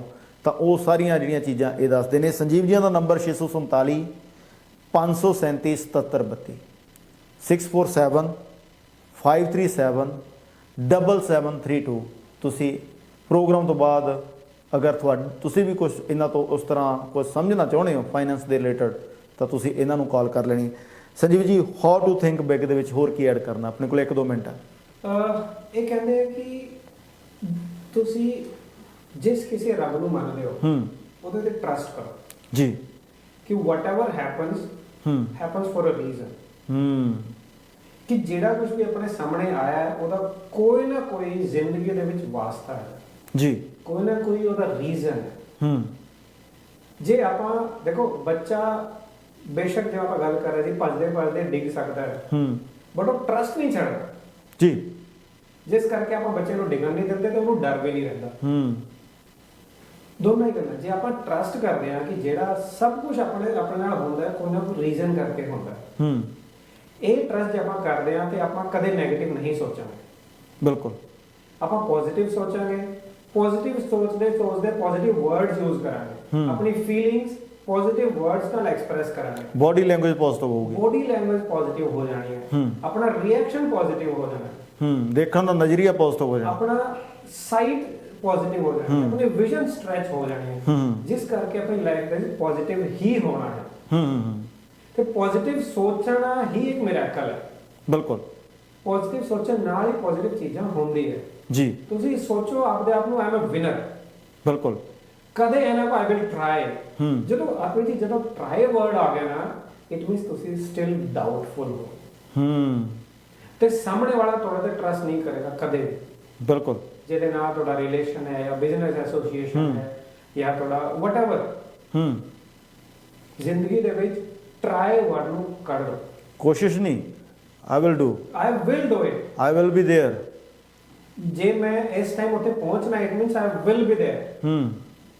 ਤੇ ਜਦੋਂ ਆਪਾਂ ਕਹਿੰਦੇ ਆ ਕਿ I will be there, ਉਹ ਕਹਿੰਦੇ ਨਾ, ਜਦੋਂ ਤੁਸੀਂ ਕਿਸੇ ਚੀਜ਼ ਨੂੰ ਪੂਰੀ ਸ਼ਿੱਦਤ ਨਾਲ ਚਾਹੁੰਦੇ ਹੋ ਤੇ ਸਾਰੀ ਕਾਇਨਾਤ, ਤੁਹਾਡੇ ਸ੍ਰਿਸ਼ਟੀ ਤੁਹਾਡੇ ਨਾਲ ਵਰਕ ਕਰਨਾ ਸ਼ੁਰੂ ਕਰ ਦਿੰਦੀ, ਸਾਰਾ ਬ੍ਰਹਮਾਂਡ ਤੁਹਾਨੂੰ ਉਹ ਚੀਜ਼ ਨੂੰ ਉਹਦੀ ਨਾਲ ਮਿਲਾਉਣ ਦੀ ਕੋਸ਼ਿਸ਼ ਕਰਦਾ ਹੈ। ਬਿਲਕੁਲ, ਡੈਫੀਨਿਟਲੀ ਉਹ ਹੁੰਦੀ ਹੈ ਆਪਣੇ ਨਾਲ। ਬਿਲਕੁਲ ਸੰਜੀਵ ਜੀ। ਤੇ ਜਦੋਂ ਆਪਣਾ ਇਰਾਦਾ ਰੱਬ ਦੇਖਦਾ ਹੈ, ਆਪਣੀ ਡਿਟਰਮੀਨੇਸ਼ਨ ਉਹ ਦੇਖਦਾ ਹੈ, ਤੇ ਰਿਜ਼ਲਟ ਵੀ ਮਿਲਦਾ ਹੈ ਜੀ। Everything starts from the words we say, the thought we bring in here. ਇਹ ਜਿਹੜੇ 6 ਇੰਚ ਹੈ ਨਾ RPG ਜੀ, ਇਹ ਹੈ ਸਭ ਕੁਝ। ਤੇ ਇਹ ਜਿਹੜੀ ਟੰਗ ਹੈ, ਇਹਦੀ ਮਾਸਟਰ ਬਣ ਸਕਦੀ ਹੈ। ਬਿਲਕੁਲ ਬਣ ਸਕਦੀ ਜੀ। ਤੇ ਐਂਡ ਆਪਣਾ ਆਈ ਨੋ ਟਾਈਮ ਹੋਣ ਲੱਗਿਆ ਹੈ, ਹਾਂਜੀ। ਤੇ ਆਪਾਂ ਇਹੀ ਮੈਸੇਜ ਦੇਣਾ ਚਾਹਾਂਗੇ ਜਾਂਦੇ ਜਾਂਦੇ ਵੀ, ਤੁਸੀਂ ਆਪਦੇ ਮਾਸਟਰ ਖੁਦ ਬਣੋ, ਆਪਦੇ ਥਾਟਸ ਤੇ, ਆਪਦੀ ਥਿੰਕਿੰਗ ਦੇ, ਆਪਦੇ ਐਕਸ਼ਨਸ ਤੇ। ਤੇ ਡੈਸਟੀਨੀ ਜਿਹਨੂੰ ਆਪਾਂ ਕਿਸਮਤ ਕਹਿੰਦੇ ਆ, ਉਹ ਤੁਹਾਡੇ ਹੱਥ ਦੇ ਵਿੱਚ ਆ ਜਾਣੀ ਹੈ। ਬਿਲਕੁਲ, ਜਿਹੜੇ ਐਕਸਟਰਨਲ ਫੈਕਟਰਸ ਜਿਹੜੇ ਹੁੰਦੇ ਆ ਉਹ ਡੈਫੀਨੇਟਲੀ ਥੋੜਾ ਮੋਟਾ ਅਸਰ ਕਰਦੇ ਆ, ਪਰ ਉਹਨਾਂ ਨੂੰ ਆਪਣੇ ਤੇ ਇੰਨਾ ਹਾਵੀ ਨਾ ਹੋਣ ਦਿਓ ਕਿ ਤੁਸੀਂ ਆਪਦੇ ਇਰਾਦੇ ਬਦਲ ਲਓ, ਤੁਸੀਂ ਆਪਦੀ ਸੋਚ ਬਦਲ ਲਓ, ਤੁਸੀਂ ਆਪਦਾ ਵਿਜ਼ਨ ਬਦਲ ਲਓ, ਤੁਸੀਂ ਆਪਦੀ ਮੰਜ਼ਿਲ ਬਦਲ ਲਓ। ਐਕਸਟਰਨਲ ਫੈਕਟਰ ਹਮੇਸ਼ਾ ਹੀ ਤੁਹਾਡੇ ਆਲੇ ਦੁਆਲੇ ਰਹਿਣੇ ਆ। ਚੰਗੇ ਲੋਕ ਵੀ ਤੁਹਾਨੂੰ ਮਿਲਣਗੇ, ਤੁਹਾਨੂੰ ਮਾੜੇ ਲੋਕ ਵੀ ਮਿਲਣਗੇ, ਤੁਹਾਨੂੰ ਚੰਗਾ ਵੈਦਰ ਵੀ ਮਿਲੂਗਾ, ਮਾੜਾ ਵੈਦਰ ਵੀ ਮਿਲੂਗਾ, ਬਟ ਇਹ ਜਿਹੜੀਆਂ ਚੀਜ਼ਾਂ ਨੂੰ ਇੱਕ ਸਾਈਡ ਤੇ ਰੱਖ ਕੇ ਆਪਦਾ ਨਿਸ਼ਾਨਾ ਜਿਹੜਾ ਸਾਹਮਣਾ ਉਹਦੇ ਤੇ ਨਿਗਾਹ ਰੱਖ ਕੇ ਅੱਗੇ ਨੂੰ ਵਧਣਾ ਬਹੁਤ ਜ਼ਰੂਰੀ ਹੈ। ਸਮਾਂ ਬਿਲਕੁਲ ਸਮਾਪਤੀ ਵੱਲ ਹੈ ਜੀ। ਸਾਡਾ ਅਗਲਾ ਪ੍ਰੋਗਰਾਮ ਵੀ ਬਿਲਕੁਲ ਰਮਨ ਅੰਗਰੋਇਆ ਉਹ ਹਰ ਰੋਜ਼ ਮਤਲਬ 7 ਤੋਂ 8 ਪ੍ਰਾਈਮ ਟਾਈਮ ਡਿਸਕਸ਼ਨ ਪ੍ਰੋਗਰਾਮ ਜਿਹੜਾ ਲੈ ਕੇ ਇੱਥੇ ਹਾਜ਼ਰ ਹੁੰਦੇ ਨੇ। ਅੱਜ ਸਾਡੇ ਇਸ ਮੰਚ ਤੇ ਅਗਲੇ ਪ੍ਰੋਗਰਾਮ ਦੇ ਵਿੱਚ ਬਹੁਤ ਹੀ ਵਧੀਆ ਗੈਸਟ ਹੈਰੀ ਧਾਲੀਵਾਲ ਜੋ ਐਕਸ ਇਮੀਗ੍ਰੇਸ਼ਨ ਜੱਜ ਨੇ, ਉਹ ਰਮਨ ਜੀ ਨਾਲ ਇਸ ਪ੍ਰੋਗਰਾਮ ਦੇ ਵਿੱਚ ਜੁੜਨਗੇ। ਬਹੁਤ ਵਧੀਆ ਪ੍ਰੋਗਰਾਮ ਹੋਊਗਾ, ਸੁਣਨ ਵਾਲਾ ਪ੍ਰੋਗਰਾਮ ਹੋਊਗਾ, ਇਨਫੋਰਮੇਟਿਵ ਹੋਊਗਾ, ਕਿਉਂਕਿ ਹੈਰੀ ਜੀ ਬਹੁਤ ਵੱਡੀ ਸਮਝ ਰੱਖਦੇ ਨੇ ਲਾਈਕ ਆਪਣੇ ਕੈਨੇਡਾ ਵਾਈਡ ਵਰਲਡ ਵਾਈਡ ਤੇ ਬੜੇ ਵਧੀਆ ਇੱਕ ਇਨਸਾਨ ਨੇ। ਤਾਂ ਬਹੁਤ ਵਧੀਆ ਗੱਲਾਂ ਬਾਤਾਂ ਤੁਸੀਂ ਸੁਣਨ ਨੂੰ ਤੁਹਾਨੂੰ ਮਿਲਣਗੀਆਂ ਹੁਣ ਅਗਲੇ ਆਉਣ ਵਾਲੇ ਘੰਟੇ ਵਿੱਚ ਵੀ। ਤਾਂ ਤੁਸੀਂ ਅਗਲੇ ਪ੍ਰੋਗਰਾਮ ਨਾਲ ਵੀ ਉਵੇਂ ਹੀ ਜੁੜਨਾ ਜਿਵੇਂ ਇਸ ਪ੍ਰੋਗਰਾਮ ਦੇ ਨਾਲ ਜੁੜੇ ਰਹਿੰਦੇ ਹੋ। ਸਮਾਂ ਪੂਰਾ ਹੋ ਚੁੱਕਾ ਜੀ। ਬੁੱਕ ਦੇ 13 ਚੈਪਟਰ ਸੀ, 5 ਅਸੀਂ ਕਵਰ ਕੀਤੇ ਆ, ਬਾਕੀ ਦੇ ਟਰਾਈ ਕਰਾਂਗੇ 8 ਦੇ 8 ਅਗਲੇ ਬੁੱਧਵਾਰ ਅਸੀਂ ਕਵਰ ਕਰੀਏ। ਬੁੱਕ ਸੀਗੀ ਦ ਮੈਜਿਕ ਆਫ ਥਿੰਕਿੰਗ ਬਿਗ। ਤਾਂ ਅਗਲੇ ਬੁੱਧਵਾਰ ਨੂੰ ਇਸੇ ਲੜੀ ਨੂੰ ਅੱਗੇ ਤੋਰਾਂਗੇ। ਹੁਣ ਸਾਨੂੰ ਦਿਓ ਇਜਾਜ਼ਤ। ਸੰਜੀਵ ਜੀ ਧੰਨਵਾਦ ਤੁਹਾਡਾ ਬਹੁਤ ਬਹੁਤ, ਤੁਸੀਂ ਇਸ ਮੰਚ ਦੇ ਨਾਲ ਜੁੜਦੇ ਹੋ ਤੇ ਐਡੀ ਵਧੀਆ ਜਿਹੜੀ ਜਾਣਕਾਰੀ ਜਿਹੜੀ ਬੁੱਕ ਦੀ ਫਰੋਲਾ ਫਰਾਲੀ ਕਰਦੇ ਹੋ, ਇਹਦੀ ਸਮੀਖਿਆ ਕਰਦੇ ਹੋ, ਇਹਦੇ ਵਿੱਚੋਂ ਕੱਢ ਕੇ ਸਾਰਾ ਕੁਝ ਸਾਡੇ ਦਰਸ਼ਕਾਂ ਦੀ ਝੋਲੀ ਪਾਉਣੇ ਹੋ। ਤੁਹਾਡਾ ਬਹੁਤ ਬਹੁਤ ਧੰਨਵਾਦ। ਤਾਂ ਸਾਰਿਆਂ ਨੂੰ ਫਿਰ ਇੱਕ ਵਾਰ ਫਤਿਹ ਬੁਲਾਉਣੇ ਆ ਜੀ। ਤੇ ਅਗਲੇ ਪ੍ਰੋਗਰਾਮ ਦੇ ਵਿੱਚ ਦੁਬਾਰਾ ਫਿਰ ਇਸ ਬੁੱਕ ਦੀ ਸਮੀਖਿਆ ਹੋਊਗੀ। ਸੋਮਵਾਰ ਨੂੰ ਮੈਂ ਡਾਕਟਰ ਮੰਜੂ ਸੇਤੀਆ ਜੀ ਨਾਲ ਕੋਈ ਨਵੀਂ ਹੈਲਥ ਟਿਪਸ ਦੇ ਨਾਲ ਇੱਥੇ ਤੁਹਾਡੀ ਕਚਹਿਰੀ 'ਚ ਹਾਜ਼ਰ ਹੋਊਂਗਾ। ਦਿਓ ਇਜਾਜ਼ਤ, ਦਿਓ ਛੁੱਟੀਆਂ। ਤੁਹਾਡਾ ਤੇ ਸਾਡਾ ਰੱਬ ਰਾਖਾ। ਸਤਿ ਸ੍ਰੀ ਅਕਾਲ।